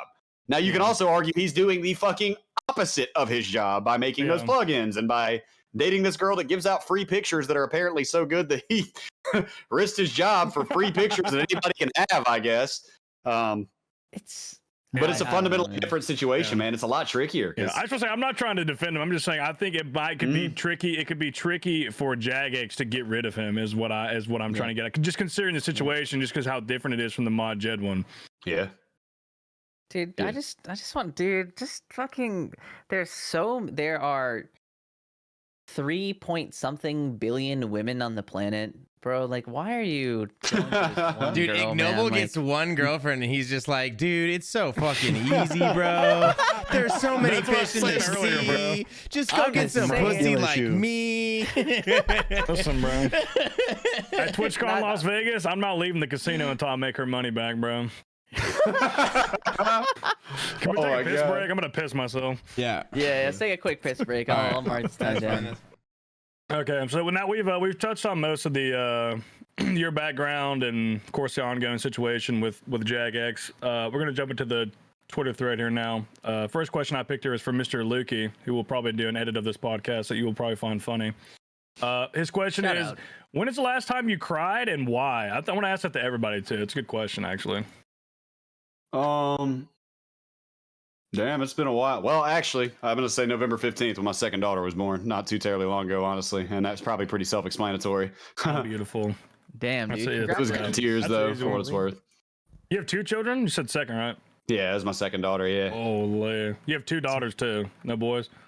Nope, Fuck. no sons. And I'm going to go ahead and go get the old snip. I'm done pumping them out. So, You just I'm gonna in ride trouble. that? there's dudes like me out there, like I was as a teenager. This sucks. Having 2 beautiful little baby girls, man. I'm nervous, but that's life, man. Just got to try and do my best to raise them right, But yeah, I had my second daughter November 15th, man. I cried like a little baby. I cried as much as she did when she landed on my chest. But before that, man, it was probably a couple years, man. My wife got in a real bad car accident. She was totally fine, had a fractured thumb and a concussion, but my baby was in the car with her, and it was scary. So Oh man. that's about the last 2 times. That's one for good tears and one for bad, But it was That's just right. stress. Everything was cool. Everything was cool. We were blessed, man. Don't get me wrong. I had to let it out after the whole situation was over and she was home. Mhm. I just had to I cried like a little baby, man. I was so stressed and anxious about the car accident. It was really, really bad. And the fact that she was okay is insane. So, well, that's me. That's a really random and good question for some dude to ask. That had some I do spark like of that. humanity behind it. I And I wanted passed. to ask you about that. I actually completely forgot before we got tied up in the whole RuneScape drama thing. How did you meet your wife and how did you explain to her this entire situation and how did she take it and how did she stay with you through your going back and everything? Yeah. Shit, man. I hate to say how it started. So I was at the halfway house and I was looking for a job at the mall. By that, what I was doing was putting in a 4-hour pass to go to the mall at the halfway house to look for a job, bringing a sheet of paper that managers had to sign that says I asked them for a job. So what I would do is I would get there, go into a store and say, hey, are y'all hiring? They'd say hire online. And I'd say, can you sign this piece of paper that says I asked? They sign it. I get to hang out at the mall for 4 hours. So that was my gig. I didn't have a whole lot of confidence with the chicks again at this point after having, been locked up for quite some substantial period of time. And matter of fact, the first time that a girl talked to me whenever I got out, I actually just turned red in the face and just walked off. I was like, oh my God, it's been a long time. You'd be surprised, man, after 5 years, how much you lose the Mac. Anyways, I saw my wife, who is my wife's drop dead gorgeous, man. She's way out of my league. She's completely fucking beautiful. And I saw her at the mall and was very interested. And I was on the phone with a platonic female friend of mine. And I was like, hey, check this out. This girl over here is smoking hot and I want to get her number. And I'd done this before. Do y'all know? Does one of y'all already know? And you asked me this on purpose. And I walked over there and I faked the British accent, man, to get flirty with her and like The Rizzler. Bro, Bro, you gave her the most atrocious accent you could think of. That's crazy. Listen. I didn't know. what the fuck? Dude. Why did you do that? Because when I did it whenever I was younger, just to flirt around, man, it worked like a charm. It was great. Like girls loved it, man. I thought it was so good. And I was really good at it whenever I was younger. And I did a lot of theater and stuff. And I just straight up just wanted to get her number. So I thought it'd be interesting. I just wanted to flirt and act stupid like that. And I ended up getting her number. Okay. Matter of fact, here's the better part. I took her number down wrong. And I believe her now. She really did tell me her right phone number, but I did take it down wrong. Okay. And I wasn't about to let it go. So that friend that I was on the phone with, I was like, listen, I got this girl's number wrong. You got to help me find her. And she's got a really unique name, Karis, with 2 R's and 2 S's. And so she jumped on Instagram and just started looking for me because I didn't know how to work Instagram. I was fresh out of the Who Scout. I didn't know how to work that. I called it all InstaChat Snapgram is what I called it when I got out. And because I didn't know shit about it. And she actually found her. And so I made my first ever Instagram account just to message her. And I was like, hey, The Rizzler. this is the British dude from the mall. Actually, Lawrence messaged her first for me and was like, he doesn't have an Instagram, but he's but he's going to make one. And also he was saying he took your number down wrong. So check it out. So I faked the accent, talked with her on the phone for hours. She's absolutely gorgeous. She had 25,000 or 30,000 Instagram followers. For her appearance. So when she found her, she was just kind of like, oh goodness, no wonder you were so desperate to somehow, no matter what you had to do to even being a dumbass, get her attention, you did it. Faked that accent on the phone with her for a few hours, even talked to her mom, who's now my mother-in-law. And man, we hung out once in person. Like what? And I faked that accent for like an hour while I just kicked it with her and her friend, right? And it just wasn't working. She's like the first American girl I've ever met that straight up does not like a British accent and thinks it's hella unattractive. She ended up telling me straight up she wasn't interested in me. Now, as much as it sounds like I don't got no game or whatever for all this ignorant shit that I was pulling, at the end of the day, I'm still a gentleman and I'm not a pest and I'm not a freak. So when she told me I'm not interested in you, I left her alone, right? Like I was like, okay, cool. But right before that happened, let me back up actually. I did tell her, I was like, listen, this is going to be weird. I thought you were really cute and I wanted to get your attention. I'm not actually British. Here's a video. And I sent her the Silent Core video, no joke. And she watched it with her family and they were like, what the fuck? That British dude is this guy? And she ended up telling me like, hey, you're going to find somebody for you, but I'm not the person, because she gets hit on constantly. She did at that time before she got ring indentations in her finger. She used to get hit on nonstop. She was very used to telling dudes like, hey, let's keep it friends. I told her, I don't want to be friends. I want to be romantic. If you're not interested in me like that, I'm going to leave you alone. Bye. Just being honest. I totally fucked off. I didn't bother her to try to like romantic movie like those nerds do and like convince her that she actually likes me. Like I was like, okay, cool. I appreciate the time of day. I never texted her again. I ended up getting forced to go to rehab and all that and didn't have my phone for 3 months. You remember, as part of my probation. And when I got out, she had, seen that I was starting to pop on social media a little bit with this interview, with the Silent Core interview. And, I had 10,000 YouTube subscribers without a video and stuff like that because he said that, hey, go sub to Josh's channel. Anyways, she thought it was weird that I fell off the face of the earth, and she sent me a text 2 days after I got out of rehab. If she would have sent that text 2 days before, I would have never got it, would have never texted her back. But she just randomly texted me, was like, hey, how you doing? Fake British guy. And I was like, shit, doing all right. Just got out of rehab, giggity, the usual. And ended up, she come to hang out with me, man. And normal, actual me, Josh, was perfect for her. We both liked pop punk music a lot and shit and had a ton of common interests in music, man, and really vibed together well. And with one date with her as myself, I had like felt, not to be cheesy with a bunch of boys around, but I felt differently about her than I ever had about anybody before, even with relationships. So it went pretty quickly. As far as the going back to prison, she watched me drink and smoke and told me not to do it. Like I was going on a rampage, there came a point right before I went back where I knew that I was going to get my violation. And I was just like, fuck it. Like I did some ecstasy. I did some cocaine. I was like, whatever, we're going to ride this thing till the wheels fall off. She didn't know all that, by the way. She knew I did smoked weed and drank. But yeah, it was pretty rough. When I first got to jail, she was really mad at me, obviously. I had not really taken our relationship as seriously as I probably should have, especially because like I suddenly had, some small degree of internet notoriety and people in my hometown, and just anyways, I wasn't taking her as seriously as I should have, man. And when I was in there, she broke up with me and was like, you need to get your shit together. And I decided that no, I'm not fucking this up. I'm gonna get it together. And she did ride with me, man. And I never thought in 1,000 years, I hate to say it, I had pretty bad mental state about women prior to meeting my wife. I was like totally convinced that no woman rode with dudes through prison, especially I was going back for a year and then 6 months halfway house. But we talked every day, man, and wrote emails and really got to know each other. It was awesome. Had a great time by the time that I got out. Like I said, she got pregnant about fucking a week after I got out, man. Like no time flat. I wouldn't be surprised if the employees at the halfway house thought that she was pregnant by somebody else and trying to put it off on me. You know what I mean? Because she got pregnant that fast. So you just ripped it. You didn't even pull out nothing. Fuck it, God dude. damn, my man was holding on to it for a year and a half. He bro. did not shoot he unloaded, dude. You don't shoot Engaged, blanks. man. It's what it is. So I mean, and I'm very, very, very attracted to my wife. I think she is a drop dead gorgeous woman. So I mean, you multiply the numbers, times per day across however many weeks, man, she was gonna get pregnant very quickly. So it's like statistically impossible for her to not get pregnant. So she got pregnant with our firstborn, which is Lennon. I want to let out focus here. My beautiful little girl is gonna turn 3 in a few weeks, Lennon, which is crazy. And like I said, I got a 5-month-old daughter now as well, man. But she rode with me through prison, man, and developed a trust with her that I never could have gotten if I wouldn't have gone back. My whole life, I would have thought, man, if I would have gone back to prison, she wouldn't have rode with me. I hate to say that, but I really would have thought that, But the one thing that really gave me like the most rock solid trust that I could ever have for her is what happened, man. I got really tight with her family, emailed her parents while I was in there, man, and got to know them really well because her dad called me dangerous when he found out I faked that British accent. Her dad's talking about, you need to stay away from that boy. He's dangerous. So as you can imagine, we're married now. I'm taking note of that one, Nice. Father. Taking note of that good one. Story, damn. I faked the British like accent. That's the truth, though, man. I had no game. I had no The Mac. Rizzler. Yeah, you could. The Twizzler, man. I was twisted up, fucked up, not doing it right. The only downside is 2023 now, and I feel like it's like reversed. Women hate British accents. If I see a person with a British accent, I'm like, shut the fuck up. I don't want to talk to you. Well, my wife doesn't find them attractive, which I found to be a shocker because most of the American girls I know think that's a very attractive accent. They find it sexy, And I was just doing it to flirt, man. I didn't think I was gonna be laying on top of her saying, "Oh yeah, love puppet" or some shit. You know what I mean? Like it wasn't supposed to go that far. It didn't. But it was just something I was just doing just to flirt, get her number, get her attention. I don't know, man.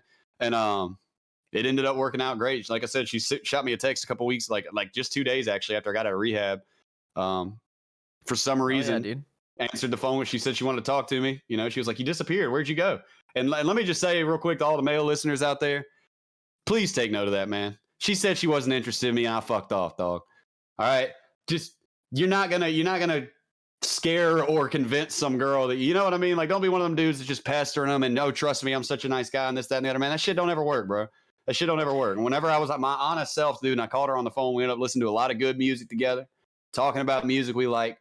She said she was impressed with the fact that I don't lie to her to impress her because she said something about Bring Me the Horizon's fucking pop album. And I said that shit was garbage, man. The early Bring Me the Horizon was where it was at when they were like, and she said most dudes are just like, yeah, I like your music. Yeah, it's so good. I love that too. And I was like, nah, fuck that. Ollie Sykes is a sellout. That shit's trash. And I straight up called her out on the musical opinion. And she was like, that got my attention because most dudes were just kissing my ass. So, yeah, moral of the story is don't be British and don't be bothersome, I guess. And that led to, and to circle back around those two because things usually are like together. So that's good. I'm glad you put that out there. So.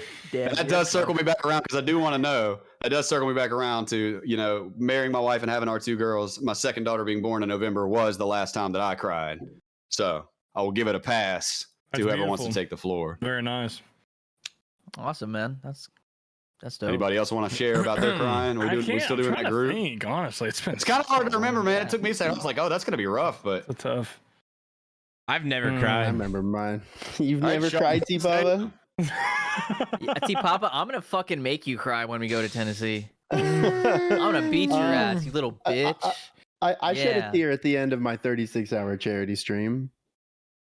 That's awesome, man. Hell yeah. That's commendable, yeah. That's a good one. Yeah. 36 hours, no sleep. I was fucking happy that it was over, looking at the $4,000 raised and, all the homies in game staying at the top bank. I was like, okay.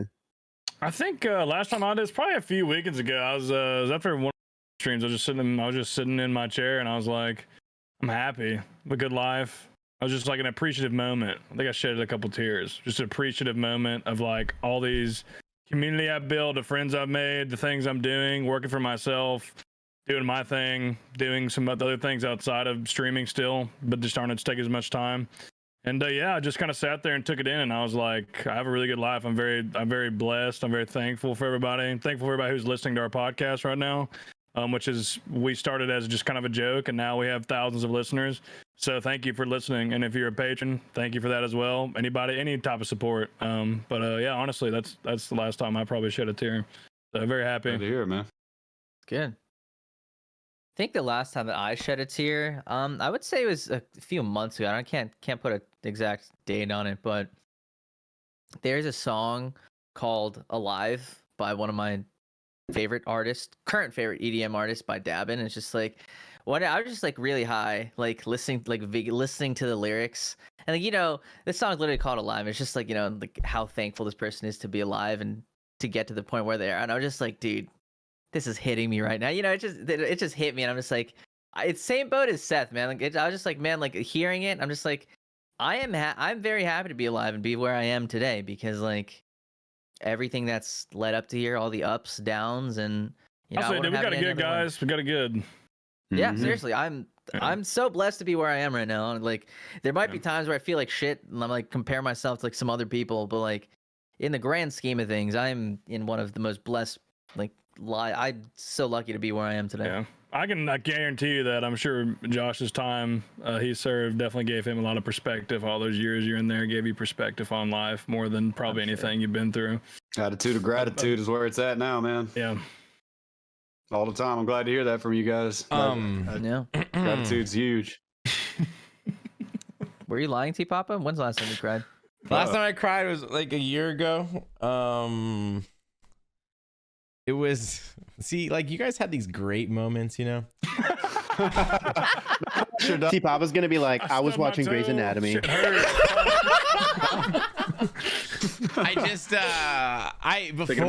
before I moved to this house, finances were a little tight, and then it was that day that my last house sold, and I saw that wire into my bank account, and I was just like, no shot. Like, it was just like, no way.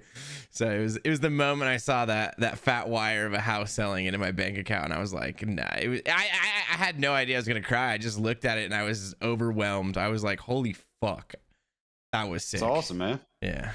That's awesome. Almost It's a a year, sense of accomplishment. It's fair. a Like, year ago. Mm-hmm. Almost down to the week. So I did have one more question. Everybody went right. Yeah. Okay. I had one more question I want to pull off here. I guess everybody can go around and answer this because it says you can't answer like for yourself. But it says pick one person on this cast who would be the first to go to prison and what for. And then the other one was to pick one person who's the worst driver as well. So like you're gonna go around and say who you think in this aside from you would go to prison first and what for, and then you pick who's the worst driver in this call based on your feelings, I guess your vibe. Speaking of vibe, we'll ask the actual question after this one. We have not asked Yeah, I like yet. that. Let's get Josh to answer this first. I want to know from his like. I know you've been interacting with Seth a lot, but for me, Hamzy, and T-Pop are relatively new to you. I want to know what kind of vibes we give off and which one of us would go to prison first. All right, man. Here's what I got for you, okay? Sure. T-Papa, dog. First to the slammer. Let me tell you why, though. Okay? He get pulled over on some basic shit. Forgot to put the blinker on. You know, stopped at a green light. Something stupid, right? But then that weed in the glove box, man. And then when that gets discovered, then T-Papa's like, come on, bro. This is bullshit. That's 10 grams. It's not even and makes a scene. The next thing you know, my boy's getting tased because he's got, the personality, and the cops aren't ready for it, you know? He was reaching. Sure. I was reaching. He's an animated guy. You know, accidents happen. Next thing you know, maybe he's in a wheelchair now. You know, them cops, they didn't exactly see what happened, you know, but he reached for something. He did not stop resisting, is what happened, actually. He didn't stop resisting until they needed a wheelchair, you know, it was deemed appropriate. Honestly, as far as the worst driver, we said we're not allowed to pick ourselves on these questions. I didn't learn how to drive until I was 25, dog. I automatically win this category. I started drinking. I think that's fair. Yeah. I didn't get my license until after prison, and even then, my wife had me drive. So, other than that, I'm gonna say worst driver. Hell, I said T-Papa was finna run a damn. So we just ride with that. I'm about to get the clean sweep. Yeah, he did have a good story about would you back into like a Mercedes or something? I forgot what it was. Oh, I said that story. Yeah, it was on the live podcast. I remember. Apparently so. You just one of those, and you're like, "Oh shit!" Yeah. Then you drove off and left the scene of the accident. Well, no, it wasn't that. Go. It was. I tried to do the right thing. It was in a really small parking lot. Listen. No. We gotta clear because you can't say that. This is okay. What happened was just context. I was a spoiled kid. Okay, extremely spoiled child. And my parents were out of town that weekend. I wasn't supposed to take any of the cars and go anywhere, but my dad had a Hummer, and I took it somewhere. All right, and we were in this tight parking lot, and I backed up the Hummer like right into this brand new Mercedes, and like. Oh, good. It was brand new, probably like $100,000 Mercedes, and I looked and I dented it, and I was just like, I'm not even supposed to be here right now. Like, am I supposed to call my mom and find out what the fuck to do? Like, I'm supposed to be at home, and I'm like, and I look, and the second I hit the car, I look and make eye contact with the family that like also watched me hit the car, and I get out, and I'm like, fuck, whatever. I'll just like. I'll write a note, and so like I'm like, didn't you guys have paper? So I go to write a note because we're at the beach, and I don't know what to do. I'm literally 17 years old probably, and I start writing down, and my one friend who he was the crazy friend in the group, you know, like the one that like you all know, like your friend group, you had that one that was just like he was a wild card when you brought him around. Dude, he comes up to me as I'm writing the note. He grabs the pen. He says, "Fuck this shit. You're not writing no note." And he just chucks the pen into someone's backyard. And then he's like, "Get in the car. We're going." And I was just like, I can't believe Hamzy did that. That's crazy.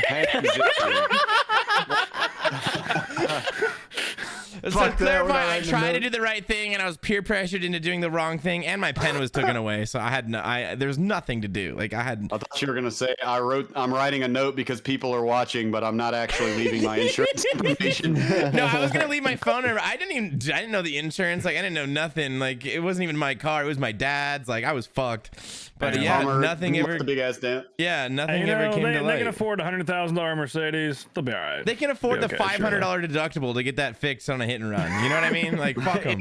Tank that shit. Dude, I gotta say though, like I hit it with like the trailer hitch on the back of the Hummer. Dude, the Hummer didn't even look like nothing happened to it, bro. The back of the Mercedes just like like tinfoil. Yeah, it was insane.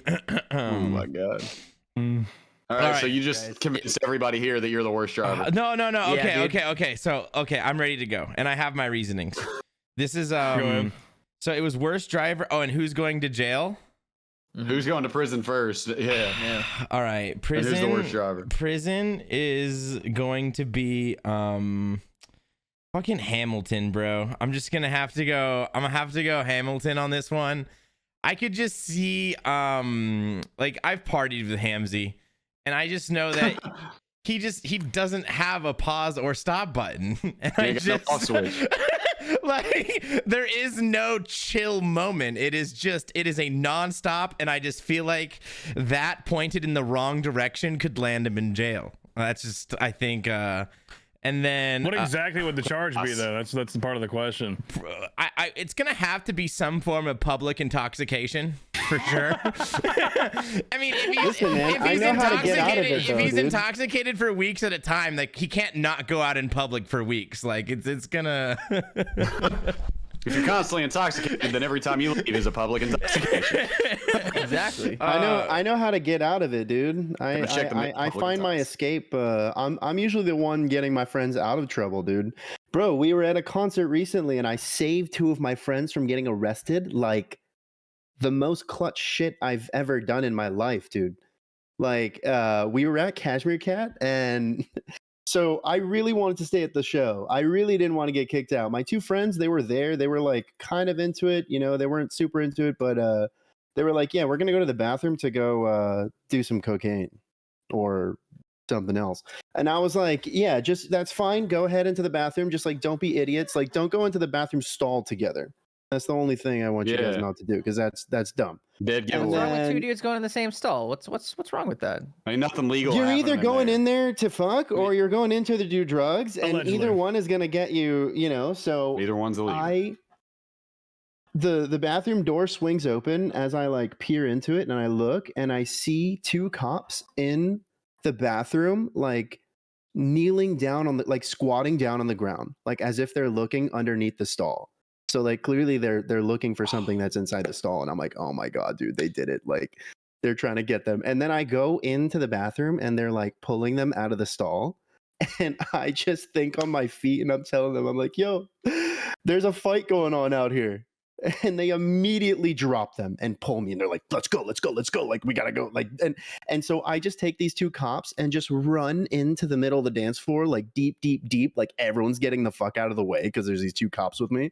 And as soon as we get deep in so that my 2 friends can just fuck off, I just look at them and I'm like, I don't know, man. I swear it was right here. I saw a guy elbow another guy. Like, and by that time, my 2 friends are just long gone. That is Scooby-Doo shit right there. That's hilarious. It took like 5 minutes for us to get back together, and then we got to enjoy the rest of the show. I was like, dude, I'm not missing this. Chat energy, man. Chat energy. Swoop in, save the team, and get back to the dance floor. That was clutch. I can't arrest you for lying to him. Hamzy is not. Then maybe, I thought I saw. I don't know. It wasn't. You know. Yeah, it wasn't a lie. I can't. Hamzy is the guy I want on my side if I'm ever doing some shady shit, because he will get me through it. You know what? Is that a compliment or like a backhanded compliment? Shit, man. I mean, You calling him I'll shady? take it as No, a I'm just- compliment. Take it any way you want. I You're would a take that as a compliment. Like, I'd take it as a Crime's compliment. man. I'm not Means you gonna slick and you don't change snitch. because I think it's rude. I guess a better way to put it would be like I would trust Hamzy in any type of situation. I have a lot of trust to get him to get if I'm ever in a sticky or weird situation, he'd be a good guy to help me out. Yeah, I think if I change my opinion now, that's pussy shit. So I'm not gonna. But like, listen. No, to don't Hamzy. change it. Don't change it. Yeah. And then I was gonna worst, pick you too. Okay, good. Worst driver. Worst driver. Like, I'm just gonna say it. Ignoble, and my thoughts and opinions are racial prejudice. Wow. Wow. That was out there. Okay, he just said it. Damn, dude. Jumped all the way out with it, man. It's because I'm a man. You gotta get it. Exactly. I can't believe it, dude. Jesus That is Christ. fucked. Man, I will let it be known that I got into 3 accidents in the span of like 6 months. So Oh, you guys suck at driving. Me and Ham's the only good drivers. What the fuck, bro? You had to prove his point, ignoble shit, man. Yeah, they I were back don't get when I in was accidents. 18. They were all like fender benders, so it was not like definitely not a big deal, but like it was all in the span of 6 months. I was like, okay, this is fucking not ideal. And the worst part about it is like within that span, I was also in my friend's passenger seat when he totaled his car. So I was just like watching cars like fucking turn to shit back and forth. My car actually was awesome. But shit was a fucking tank. I don't know why. I drove like an old Audi. That shit was built like a fucking brick house. I took out someone, like I didn't take something. I hit Took out. Oh, God. I didn't take anything out. I'm saying I hit someone's door. The door was like pretty fucky. Like kind of didn't come out great. The only thing on my side that got fucked was like my little license plate holder at the front just cracked a little bit. That it didn't even snap. It just cracked a little bit. Everything else is just fine. I was like, this fucking car seen some shit. Let me guess, it was your fault too, right? I don't want to talk about it. Yeah, it was his fault, and he walked off with no damage. I Typical. appreciate you proving my point, though. I felt like an a-hole. Now I feel less like an a-hole. I can go next. Go for it. Going to prison first. I was gonna pick T Papa. I know Hamzy's kind of a wild card. Like he, like you said, he has that crazy energy. He's probably my second choice, but I'm gonna go with T Papa. Just something with tax, something white collar. Something where he's getting a big capital gain. He's gonna go away for go to that nice minimum security prison. White collar. He's gonna be. My dad has said that to me before. My dad has come to me. Oh my God. My dad has come up to me before, and one time ever, he goes, sometimes I worry, I just like, you're a great kid, but like, this was a while ago. He's like, I always had this feeling that if you made the wrong choices, like in business, like you could go to jail, not for something like bad, but like business wise, you'd go to jail. And I was like 18. I was like, okay, fucking. Wolf of Wall Street over That's what here. I'm saying. It's gonna be Wolf of Wall Street. You're gonna be like upset about it. Then you're gonna realize where they're like sending you to, and you're like, oh shit, it's not that bad. I can play tennis. That's all right. It's okay. You go to the Just for a camp. couple of years, yeah. Basket weave and shit. Knit and play tennis and golf. Yeah, worst driver. I was just gonna go with T Papa just because I remember that story of him backing into the Mercedes. Fair Then again, enough. he was young though. I feel like that's most of people's things.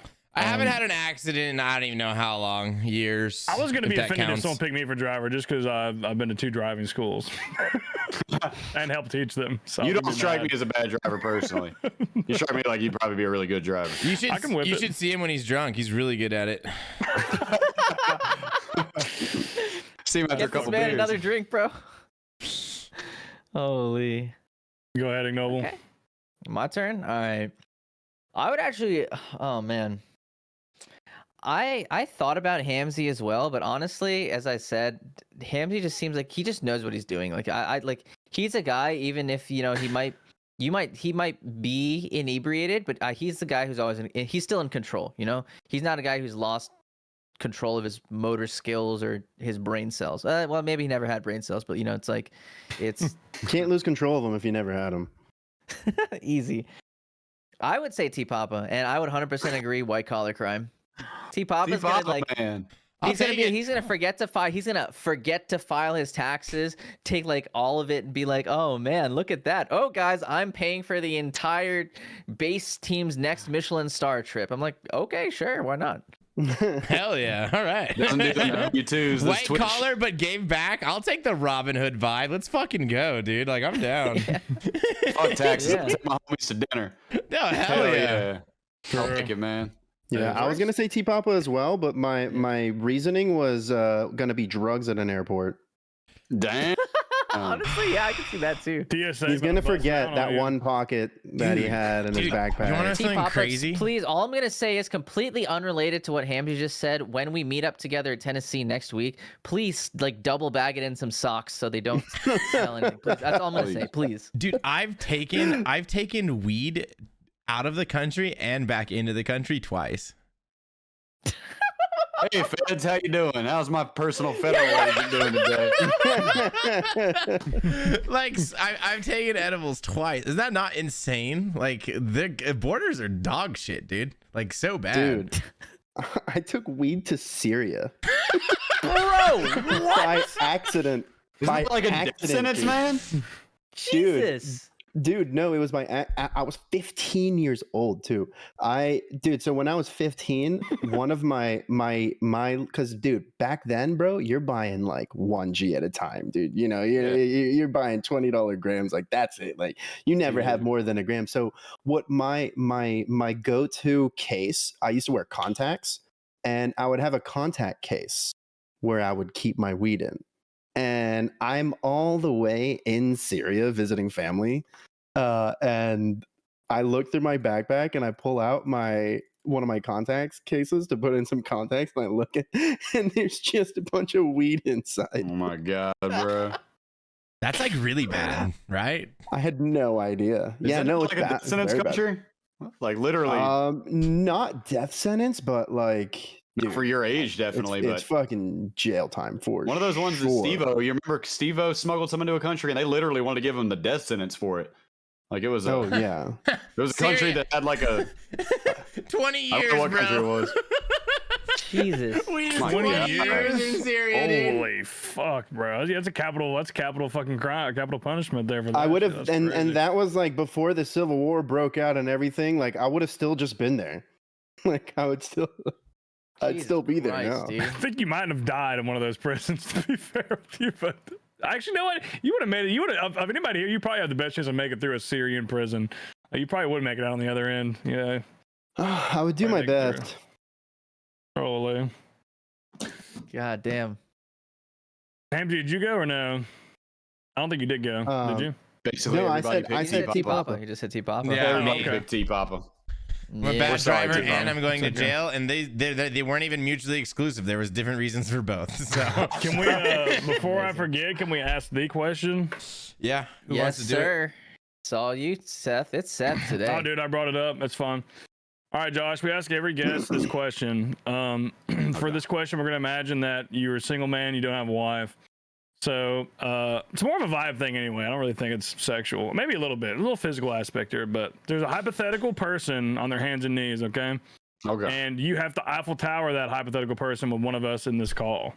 And you have to pick, which one of us would you partake in that with if you had to pick one of us? Is an Eiffel Tower like running a train? The fuck is that? Yeah, essentially, yeah. you're in the back, someone's got the front, and we, Eiffel Tower. Or you Like, can be the front if you this. like. Wait a minute. What's And- the implication of the fucking? Hold on. That means we. Well, touch you're not hands as kissing, we're- unless you want to. Yeah. What's the point of this? That's just that's what You we make call me it. Completely Eiffel Complete Tower. the tower. Completing Like, the Eiffel Tower. You're one leg, and like somebody's the God. other leg, and then No, there's no, like the person in the I, middle. It's I like- see how it's the Eiffel Tower. I just don't understand why it's And the the Eiffel person Tower. in the It's just a middle saying. is a random variable. It's a Yeah. structural engineering Man, thing. this is actually a really good question because there's like pros and cons all the way across the board. You know what I'm saying? I'm picking up on the different vibes. I might just have to hit the tag team. We slap it over. Prison Joe jumps in there. He goes with the reverso, handstands it, puts his toes against your hand, bro, while he's still got the shot going. You know what I'm saying? He That'd hits be the old crazy. flip over. T-Papa hits the old cartwheel in there and hits it with that magic sweet love energy because he's got that cuddle type vibe. He comes in and makes love to it a little bit, but he still tops off the TP. You know what I mean? He still gives it a little tap right here. Ignoble comes in, you know, and he's kind of the middle ground. He's a little aggressive with it, you know what I'm saying? But he's still kind of, you know, he's a little aggressive, like he doesn't get it all that often, but that he's appreciative of it at the same time. You know, it means he wants it more. So like the aggression is understood and appreciated, you know what I mean? And he slaps it over to Hamzy, who comes in here with the fiend energy. My boy comes in here and just starts tearing the shit up left and right. He comes here and he's like, "What's up with it?" Like, I think you've nailed the vibes. You've nailed the vibes. This is amazing. This is amazing. Yeah, that's on the head with the answer's vibes. everybody, man. My answer is it's not going to be an Eiffel Tower. It's going to be the Roman Coliseum. That's what it's You know, most people, they try to go the I can't say who route. It's we've never got the everybody. Yeah. I think I'll accept that, honestly. No. will If you want to gladly say accept that. if you want to say everybody and explicitly describe how each person would tap in, go Exactly. ahead. Be my Yeah, guest. that's I'm here for it. yeah. If you're gonna say everybody, you have to do that basically. That was I had to banger. explain logic. I couldn't just because it's just cheap if I say everybody. I had to explain why everybody could bring something to the love table. You know, everybody's a different. The handstand that had me. Oh my I god. love that one, It's dude. coming from Joe, get freaky with it. Really, The Roman surprising. Coliseum. Yeah, that's a good vibe read. It's good. I vibe like read. that. I like God. that. He hit the vibes. He nailed them for all of us. Yeah. I think I figured it out, Noble, guys. the Chihuahua, just that back there, just he's filming at the mouth, just really getting in there. Appreciative See them, figure. Ignoble is happy to be there. I love it. I love it. I'm just trying to hang out with my friends, okay? That's all I want. Guys, I'm having such a good time. Well, it looks like you guys are doing great. Cracks a beer. No, I'm just kidding. That was good. My answer's everybody, man. I think everybody can bring Yeah, something different to the table. I'll accept that. That's nice. It's a good question. I have to admit, also, I just learned an Eiffel Tower. Like I've heard all about Boston pancakes I figured you would know what that is. That's But the Eiffel Tower, this seems so unnecessary. But if that's what we're doing, you know what? Somebody's doing it a handstand. That's how I see it going down, man. It's a crazy crew. that's It's a good. good question, though, man. I like it. I like it. Oh, Steve, you want to fantastic pull anything answer. off there? I didn't have anything else off the Twitter thread. I think of all the big things, we hit like a lot of the topics on there. I do want to point out one small thing. Mod Matt K, or the real Matt K now, he pointed out, he just said, "Well done, Josh." So shout out. Love you, Matt. Long-term homie of mine, and he is basically the reason that I'm aware of the fact that Jagex was not happy about me going to prison, and they didn't want shit to do with it, and they didn't want it. They got subpoenaed to come testify, and they told the FBI to fuck off. Their internal department was like, "This kid's apparently going to prison for it. What the hell, America?" Shout out to Mod Matt K. I love him, man. He's an amazing streamer, amazing guy, very humble, and he knows everything about our favorite games. So, well done to you, Matt. Good shit. Good shit. I just Yeah, wanted rest to of you guys touch have anything the what is this about how many pieces of toast you could eat in one sitting by Mr. Reeve? Bro, he's my boy, but I have to be totally honest with you. I don't know what the fuck that one came from, man. I don't know why toast. I don't know if I'm supposed to be picking up on a hidden message here. You think you got some of that meth that they had at that prison, possibly? I'm not really sure, dude. I don't remember ever discussing how many pieces of toast I can eat in one sitting. But you know what? He must How have many do you said. think you could eat in one sitting? How many do I think I could eat? Yeah. Damn. Man, I don't know. I used to come home from school and eat like 4 peanut butter and jelly sandwiches, and that's 8 pieces of bread with the mass of peanut butter and jelly added. So like, man, I'm gonna say like a good solid half a loaf, probably at least. You know, like 10, 11 fair. pieces of toast, you know? Butter it up a little Damn. bit, probably. Sounds kind of Damn, nice. why did I answer this question, bro? I saw that and I was like, there's no way that's gonna, and then we actually talk about it. Man, fuck. Congratulations, Reeve UK. That one actually made it to the table, man. And it turned interesting for a second too. I'm over here calculating the fucking weight in There's, kilograms of peanut butter scoops and shit. There's only one more I wanted to touch on. The other is for Mr. Swift Eagle. 2 of them we've already like went over. But the other one was like, are there any routines like that you like I guess were following when you were incarcerated that like you have like translated in your real life that you still follow to this day? Like certain things you do, or I don't know. There's things that like some of them are psychological and I'm working on them. Like it's legitimately like some small scale. I don't want to use the word like trauma or PTSD or something, but it's like stuff I can't get over almost. Like for example, and I hate this, man. I really hate this. I cannot take it lightly when somebody calls me a bitch. I can't. It triggers the shit out of me because, and let me tell you, when I got to jail, the first thing that I did was call a dude a bitch in there. Jokingly, like you can't do, right? I was 19. I got there. I didn't know you can't say that. That's a huge no-no. I didn't know that. And so I get in there and I'm like, hell yeah, bitch. And he was like, no, man, don't call me a bitch, dude. And I did it again like 30 minutes later. So something like, oh, bitch, it's on or something. And he was like, bro, let me talk to you real quick. And he gave me the rundown and was like, I know that you're green as summer grass. and you've been here for 20 minutes, but you don't call somebody that word unless you are ready for them to swing on you. And if somebody calls you that word, you swing on them. And I don't know if it's because I was 19 and I was younger, if it's because I was in there for longer than I've been out yet, man, but it's not funny to me. And I try really hard to not be like a stick in the mud about it. And nobody has ever meant it in the way that they mean it in prison or in a disrespectful way. But so that's like a small thing. It's like almost like a tick of sorts. Other things, I still hate taking showers barefoot. I wore flip-flops in the fucking shower, wore slides for years. My brain just got happy with that. Even though I'm in a residential home where I know it's a clean shower, I don't like taking showers barefoot. But I wasn't at a rock and roll place or involved in shit where I'm one of the dudes that sits I got to sit in the corner of the restaurant or sit where I got to weigh out. I don't sit in the corner of the restaurant or nothing, I do look at stamps every time that I see a letter. I look to see if the stamp has ink on it because stamps are money in the feds. So the first thing my brain's thinking is, can I peel that bitch off, stick it to a piece of paper and go get some food with it or something, it's money in the feds. So my eyes are very attracted to stamps. I can't throw stamps away. I will never. They're liquid. They're currency to me. Someday I might need to write a letter, I guess. But no, I don't think I have too many just overly odd things about it. When I brush my teeth, I spit in the toilet. That was the 11 brain fucking move. When I got to jail and saw the convict spitting in the toilet instead of the sink, I was like, why did I never think of that? That's actually a really good idea. Then you never have to clean the sink. I don't ever miss or anything. I don't get anything on the fucking faucet. Now to this day, I brush my teeth, I spit in the toilet. I don't ever spit in the sink. Other than that, man, I really can't think of anything in particular that the B word is just a hot one. Yeah, I know, dude. That's what I thought. I was like, what the fuck? Hey, necessity is the mother of invention. The B word, yeah, it's very I would say the primal nature of prison. It's escalated times 10. So that is a direct insult to someone's manhood. I guess you could say you're challenging their manhood. If you're literally saying to get fucked is what you're saying in there. Yeah, they're exactly what he said. Yeah.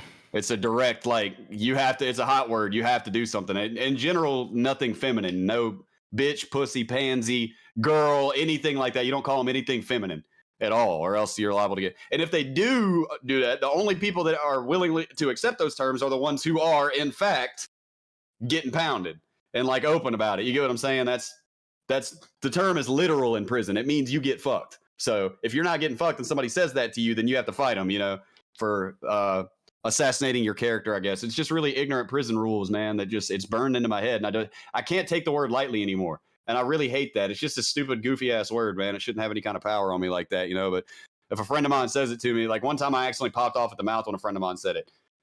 Good friend of mine just said it as a joke, goofed around, and I said something like, man, I ain't nobody's bitch or some standard tumble out of the mouth, and I immediately was like, I'm so sorry, bro. I'm working on that. I'm legitimately talking to my therapist about it. It's like a fucking Pavlov's bells. I can't fix it. I'm working on it. Maybe I just need to be called it more and stop acting like a cunt about it. Maybe that's the correct answer here is just grip my teeth until it goes away. I don't think I have too many terrible things. When I was at the halfway house, dude, some people are they call it IT or institutionalized. I'm sure Seth knew that, institutionalized, their brain is still in prison mode and they're just used to living in prison. Bro, them motherfuckers were stealing the sugar packs out of the kitchen and hide them under their mattress. Dog, we're in the free world now. You can go to the store and buy sugar, bro, and make all the wine you want out here. You don't have to hide sugar under your mattress or steal it from the kitchen. You can literally buy sugar. They don't care. Because, inmates, sugar's a hot commodity because you can make wine with it. They keep it real locked up and real secretive and shit. We were at the halfway house. These sons of bitches are stealing sugar. They'll let you buy sugar. So, I'm not that bad. I'm not as bad off as some people could be. Yeah. My main issue was just being behind the times. Depending on how long you spend in that place, the more institutionalized, as you say, you get as year and year goes by. Mm-hmm. That's exactly what they call it, institutionalized. Just realistically, the dude from Shawshank Redemption. You remember he got out of prison and just didn't even know what to do with his life?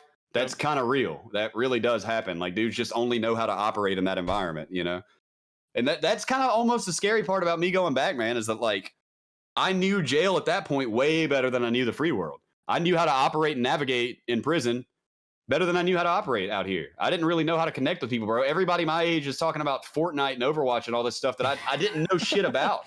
How was I supposed to relate to anybody my age? You know what I mean? There was this massive disconnect of just and then the only people who ever really especially whenever I went on Charlie's podcast for the first time, I had a lot of people reaching out and talking to me and stuff about that clearly just wanted to talk to Charlie or something, or thought that me and Charlie are best friends. And just in case anybody listening is confused, I've been on Charlie Moist Critical is who I'm talking about, Penguin Zero, whatever you want to call him's podcast a couple times. And like, I don't know, man. I didn't connect with people very well. You know what I mean? And that was more of my issue, more so than things being hung over from like prison habits and stuff like that. It was more the lack of modernization and the lack of awareness of current trends. Let me tell you, man, that people saying fam and bay and all that shit, I'm used to it now, but it was weird. It was just legit. Like just the subtle slang that people were saying was just so different, man, that it felt like I was like I time traveled, but instead I went 5 years forward in the future, but it felt like 20 fucking years. It's like a reverse type time travel machine. Time goes forward more slowly. Yeah. So sorry for a rambling answer about it, but I don't think I have too terribly many like what's that called? Idiosyncrasies. Literally slang and trends, and just every single year change. Like the words change, everything changes. Like shit I was saying on stream 3 years ago is completely different than now. Like it's subtle. The gimmicks change. Yeah, it's very subtle, but it changes with time always. And you don't get a good reflection of it from TV. I had no clue what Twitch streaming was, or that like playing live video games was even a thing now. I had no clue. Silent Core told me about it. He was like, "Oh yeah, it's called Twitch streaming. It's really popular now. It's people play it's the meta of video games are like how people enjoy. It's a major content platform. You should try it." And I was like, I've heard nothing about this. And all of a sudden, esports are huge. Like I get out and it's not like nerdy to play games all day anymore and shit like that. I don't know, man. It was wild. People were talking differently. Totally different generation. And I'll also say that my wife has 2 brothers that are older than her. One of them's like a month younger than me, her oldest brother. And they were massive part of the help of me transitioning successfully to society the second time that I got out. They caught me up on memes. They told me what, all about the Twitch and stuff like that. They told me about the dark era of Twitch with, and YouTube at the same time, how the internet continued to get more edgy after I went to prison for a long time, for several more years, peaked out in edginess, and then hard backtracked as it has in the last few years. It was a very interesting perspective, sort of, the way that he offered it up to me. And I think I agree with him, man. It does seem like maybe 2016, 2017 had progressively, the internet had gotten more and more toxic. I think I was kind of a product of my time, if you will. I said way worse than that shit on Call of Duty, on Halo, and probably even on RuneScape. Bro, and the internet was a toxic place. When we were talking earlier, just like early in the podcast, if the FBI got our like voice comms from like everybody playing Modern Warfare 2 and Modern Warfare, we'd all be in prison, bro. For life. For life, dude. Nah, dude. If what I said is worth 6 years, I've said shit that would give me life. Absolutely. At least 10 times worse than that. So 60 years. Yeah. No doubt.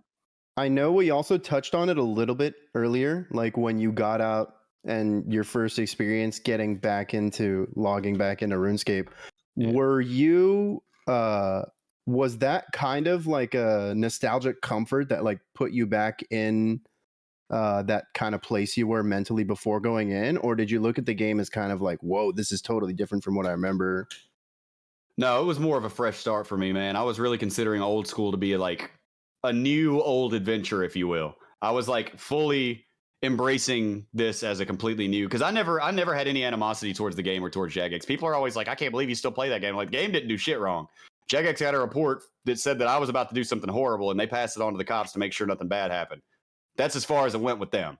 And I commend them for that. They don't know if I was serious or not, It was worth looking into because I said I was very graphic, I mean, not super duper graphic, but no, man, it brought me back farther, It brought me back farther than God almighty RuneSpan and chopping Ivy and fucking God, I didn't even know, bro. I was a dedicated player of the game and I couldn't keep up with the updates and the weird armor, and like Next dropped literally everything. Like, hey, here's all these best in slot armors from one boss. Like shit that now we look back and of course it's just absurd as far as balance goes, But no, man, it brought me back farther. It brought me back to the first year that I played RuneScape, 2004, man, was my favorite year ever, other than my first year playing Iron Man.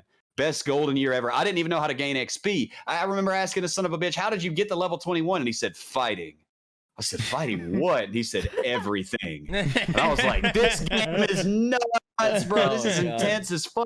No idea how to get XP, man. I was 90% grew up between Lumbridge and Varrock, man. I got membership for the first time at the end of 2004, believe it or not. I actually got membership right before Slayer came out. When Slayer dropped, I was like, I'm about to beat Zezima Dog. I'm going to be first to 99. My little level 30 ass with using a steel scimitar still, because I didn't even know how the weapons really worked, like the tier ups and scales. The main thing that I remember about that era is scamming a guy for an adamant mace and like pissing my pants at how hyped I was over this insanely rare, valuable item, and I couldn't equip it because I didn't have 30 attack. Like I was like, I guess I got to train up more. But no, man, I completely considered this to be its own thing from the beginning, man, and I accepted it as it was, and I was a hard purist, by the way.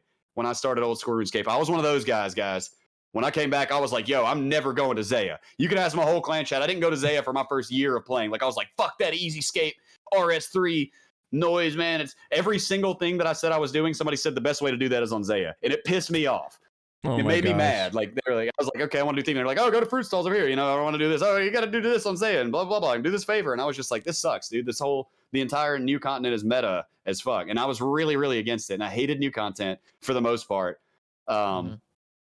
But gradually, man, I was like, oh, the Abyssal Bludgeon, like that looks so cool, man. And the blowpipe. When I first got out, I had my phone at the halfway house and I typed OSRS, and the first video was a Torvesta video. And he was running around PKing with a blowpipe and PK'd somebody and got scales. And I'm sitting here going, what the hell is that thing? What? Because, you know, these weapons didn't exist in the game. And so I had catching up to do. And I was like, I saw the Abyssal Bludgeon. I was like, that looks so sick. I was so sad to learn that it's really not that good to train with because it looks so good. It's so like I thought it looked so cool, man. And I really came to appreciate the new updates, man. It really felt like they've done what the game would have done if they didn't jack the game off and completely ruin it. Like beginning around, there's going to be hot takes here. Anywhere from 08 to 10, I think, is when most people would say that the game was really ruined. I loved it, man. I've considered it its own thing. When I first started, I have to admit, when I relapsed on alcohol, I was blacking out playing. And like, I don't drink, man. But it is pretty nice to like start playing RuneScape, take a couple shots, wake up a little bit confused, and you got 5 quests done. You know, one small favor, 40 RuneCraft, and I don't even remember it. I mean, yeah, dude, it actually was one small favor. That was the only thing you did, at least that you thought. One small favor. Or you wake up and your hardcore's dead. I wasn't playing Iron yet, but dude, that was the old death mechanics, and I would pass out drunk doing Slayer and wake up dead. Yeah, and wake up like lost my Abyssal Bludgeon and my fucking Tassies or some shit. Yeah, man. Oh, it was rough times. Oh, man. And the worst part, dude, I have a confession to make, guys. Early on in my old school RuneScape experience, and I do mean old school RuneScape, like this specific version of the game, after prison, 25 years old, fresh out of a 6-year piece in the feds, I got scammed on RuneScape. No, bro. Okay, that was how. Scam on RuneScape, man. I got scammed as well. So go ahead. It was the drop your items on the floor. It was the drop your items on the floor way. And take this money and the teleport thing. It was the seed pod thing. And I was like, I can drop this shit and get this money quick enough. I believed it. And I fell for the second guy messaging me and saying, hey, you know, this is a scam, right? The whole thing, man. I bought a hook, line, and sinker. And here's the worst part. Not only did I get scammed, this is about 150 mil, right? Which this is at the end of 2017, early 2018, which is a good bit more back then. The Dragon Warhammer was 70 mil at that time. Worst part, man. Almost all the gear that I lost was given to me the day before by somebody who had seen my video about me going to prison and was like really interested in my case and like a big supporter and gave me best in slot everything, like Anguish and a cult, which was actually a few mil at that time, I think. Like all Zenite jewelry, dude. He hooked me up with everything, man. I was right at the account level where I could do it. And he thought I real world traded it, bro, and left my clan. Damn, dude. Sorry, I know that was a winding story, man, but that shit eats me up today. That dude legit thought that I sold his gift. Like, I would never, bro. I can't even believe that I risked it. That it was a gift, you know? Like, I would never, man. Not only do I not real world trade to fucking begin with, but like, A, that would have been like $70, and B, like, it was a gift, man. Like, come on, man. I legitimately got scammed for it. Fresh out of prison. I just got out of federal prison, did all that just fine, survived that, didn't get scammed, didn't get ripped off, come home, get scammed on RuneScape for a bunch of shit that I just got given. So that guy was probably Fucking so RuneScape, salty, man. dude. Just imagine. That's pretty funny. But yeah, I'm glad you didn't, or maybe you did. Maybe you're scamming us right now. it's all a scam, man. Have you guys gotten scammed at all in your adult lives? Yeah, just I fell for the fishing stream when I came back to RuneScape, and they brute forced in on the account that I didn't play anymore, and they took like 100 mil. Real quick, one of the funniest clips I think I ever saw was when that dude told you to take your Bandos boots off at Bandos, and you said, that guy lured me, bro. I don't know, but the fact that you called it a lure just made me laugh so fucking hard. He took his Bandos boots off, and obviously all the monsters instantly aggroed him, and he leans forward to the cameras. That guy lured me, bro. I remember. Favorite clips that I've ever seen. So even though you didn't get scammed there, you got tricked lured, a little bit, bro. That's a lure. It's like the Duff Devil haircut I guess it trick. was a lure, but like it just killed me that you called it a lure for some reason. Yeah, like what is it? They don't get anything from it. So, you just said that guy lured me, bro. Oh, that was very, very good. But he didn't. I got he godded. Didn't die. I got godded by a GE YouTube giveaway video. No, go to Yeah. Wes228. Someone at the GE saying go to this YouTube channel and you'll see the information for my giveaway. I went into the YouTube video, I checked the description, I clicked the link in the description, and someone to this day has my main account's login name, which is not, it's from the OG era, so it's not an email. Oh, Someone still has that at some point. There was a point actually within the last year where I got an email that someone was trying to change my password. One of my accounts got hacked and the name got changed to something anti-Semitic. I logged into it on stream. I logged into it on stream, for fuck's sake. Who did that? Somebody hacked the account, didn't train it, and changed the name to something anti-Semitic. Something that I was surprised got through the filters. So I'm like, okay, cool, thanks. I'm on Twitch. You can just look around and they're not doing the best with filtering some of these names out. There's some bad ones. The last time the account was logged in was like 3,000 days ago when I logged into it, and it still had this name somehow. Jesus Christ. It wasn't me that even logged into. Like, I made this account and then like never logged into it again and remembered it. OG login, of course, with the no email, and I go to log into it on Twitch and I'm like, hey, let's see. I think I was actually getting on RuneScape 3, as a matter of fact. I was goofing around trying to check my account age to see if I could get veteran capes on my different accounts. And motherfucking, I log into an anti-Semitic one. So I don't know how they got your information, but how they got my information, but it wasn't from a Wes228. I always go to those YouTube videos and comments on my main channel, by the way. I got 55,000 subscribers. I say, go get a job, you fucking cunt. You trash piece of shit. They have comments turned off and hidden, but they can see them. And I give it a thumbs down and say, you're a scamming piece of shit and you need to go get a real job. Either you guys fell for a scam, anybody? I got scammed when I was like a kid playing it, so like the whole like trim your armor type deal, like I actually fell for that. But since then, no, I've never. I don't click on shit, bro. After that, that taught me pretty well. It was my greed. It was trying to anti-scam that got me. I didn't click a sketchy link or anything, but I was being greedy. Thought I could trick him, just like you wanted, man. Hook, line, and sinker. Yeah, dropped all that shit on the ground. I did get when the duel arena was there. I definitely got I got scammed. Like someone they were able to put on like a Derog plate body to where like it put the odds in their favor and they beat me. And that sucks. I lost like 20 mil, wasn't that big a deal, but they still got my ass. Still a scam. Yeah. Which is a classic part of RuneScape, I have to admit, even if it's getting a little out of control in the modern era. My little brother scammed a fucking Santa hat when they were 19 mil back when like Dragon that was basically full Dragon. He traded that bitch for full Dragon. And then he himself went to the duel arena and somebody was like, hey, bro, I'm making a maxing video. Show me everything in your inventory so I know how many lobsters to give you, and traded over 19 mil worth of Dragon armor for 8 lobsters. So good job, my little brother. Dude, got scammed the next day. One of my biggest fucking regrets, dude, I had a Santa hat, an OG Santa hat, and I sold it for $200K. Bruh. What? Was it like that soon after release in 04, 05 or something?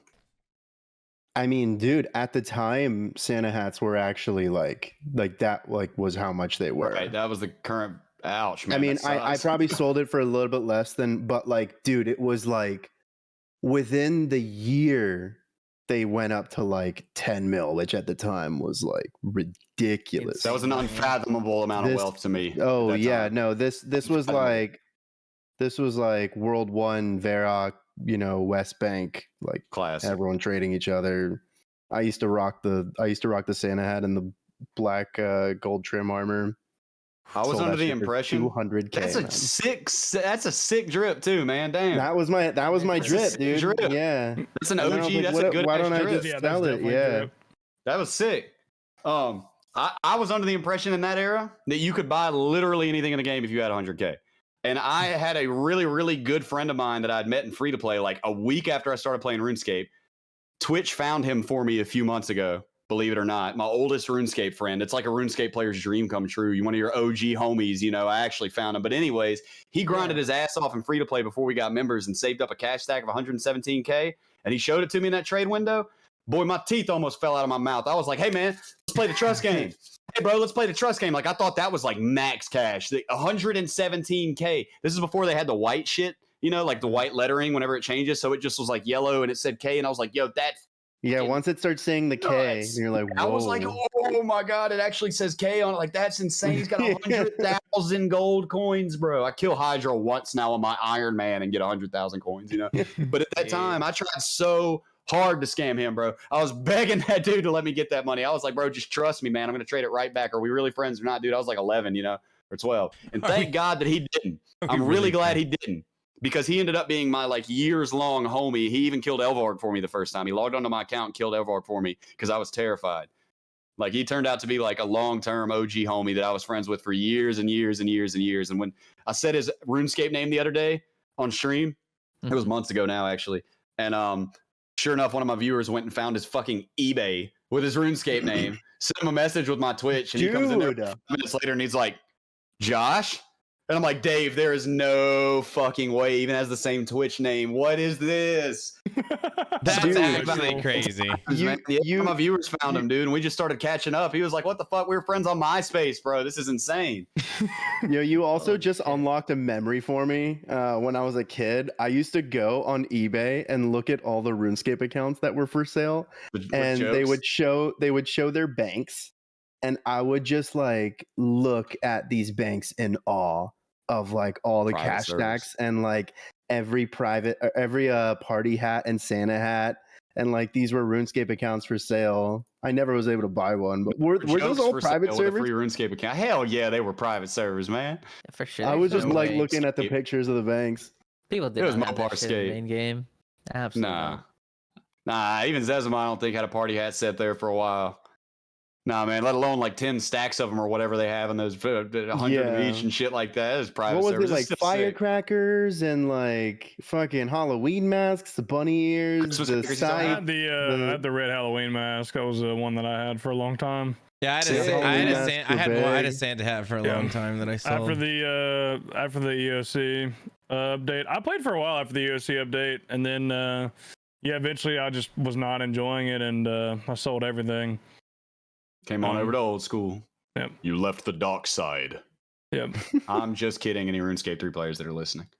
I don't think there is any. We make sure to. I hope not. Goddamn, turn this shit off, bro. This isn't for you.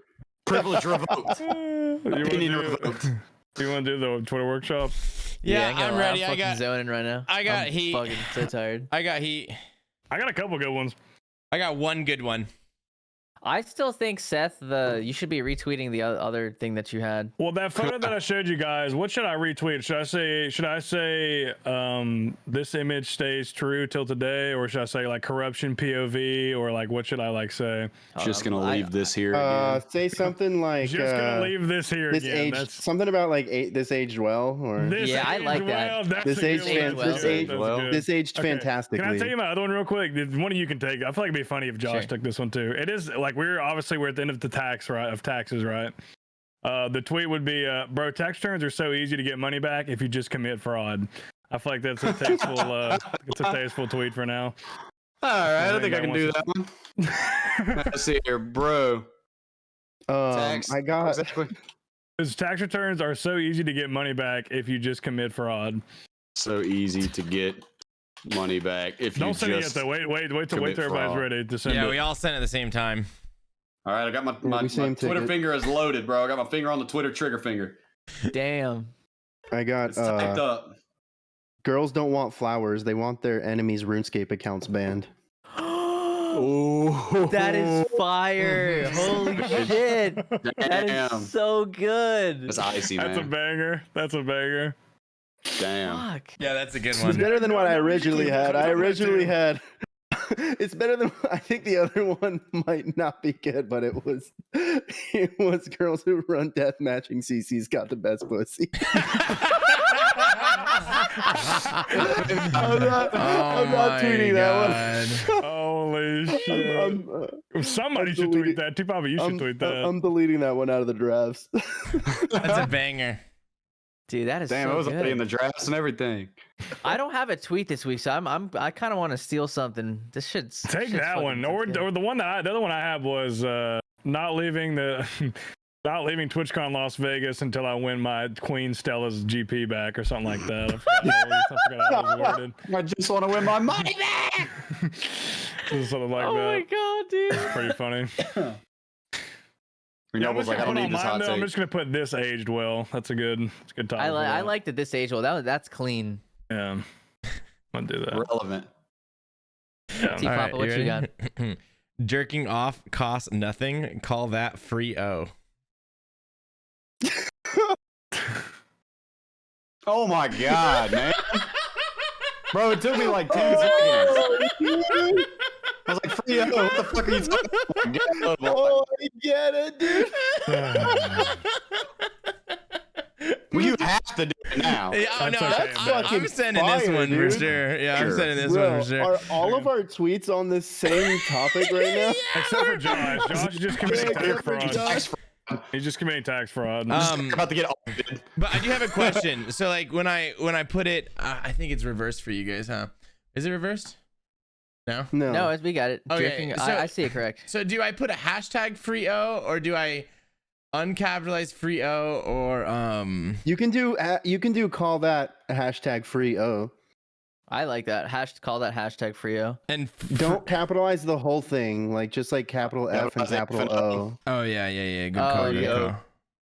Capital OF, wait a minute. Stella again. Oh, F, no. All right, well, no, you can take my cursed one if you want. Sure, Yeah, okay, take okay, that okay. one. Girls that run the death matching CC have the best pussy. That's hilarious. That's a banger. That's wild. I don't know if That's I on want to brand say for Or Yeah, you it's could on say, brand for or you, you, too. or there was another variant of it was pussy from a girl who runs death matching CC. Craigasm. Damn. If you dude. want to bring it down one more notch, you can say pussy from a girl who scams GP in RuneScape. No, that's not as. That doesn't hit us. You gotta tweet one of those. If I first, wasn't those is way married, too I would good. have. I would take it. I couldn't, but like I can't. But like that's the heater. Like that's the That's fucking. probably the best tweet we got Yeah, here, honestly. yeah. Bro, you don't even stream anymore. Just tweet it. Yeah, just send it. You're good. You're good. Fuck the consequences. Yeah. For peer pressuring him, I like it. Oh god, I'm gonna get fucking canceled for this one. Hell yeah, dude. If it doesn't do good, they just delete it, like the last one you deleted. Oh come on, man.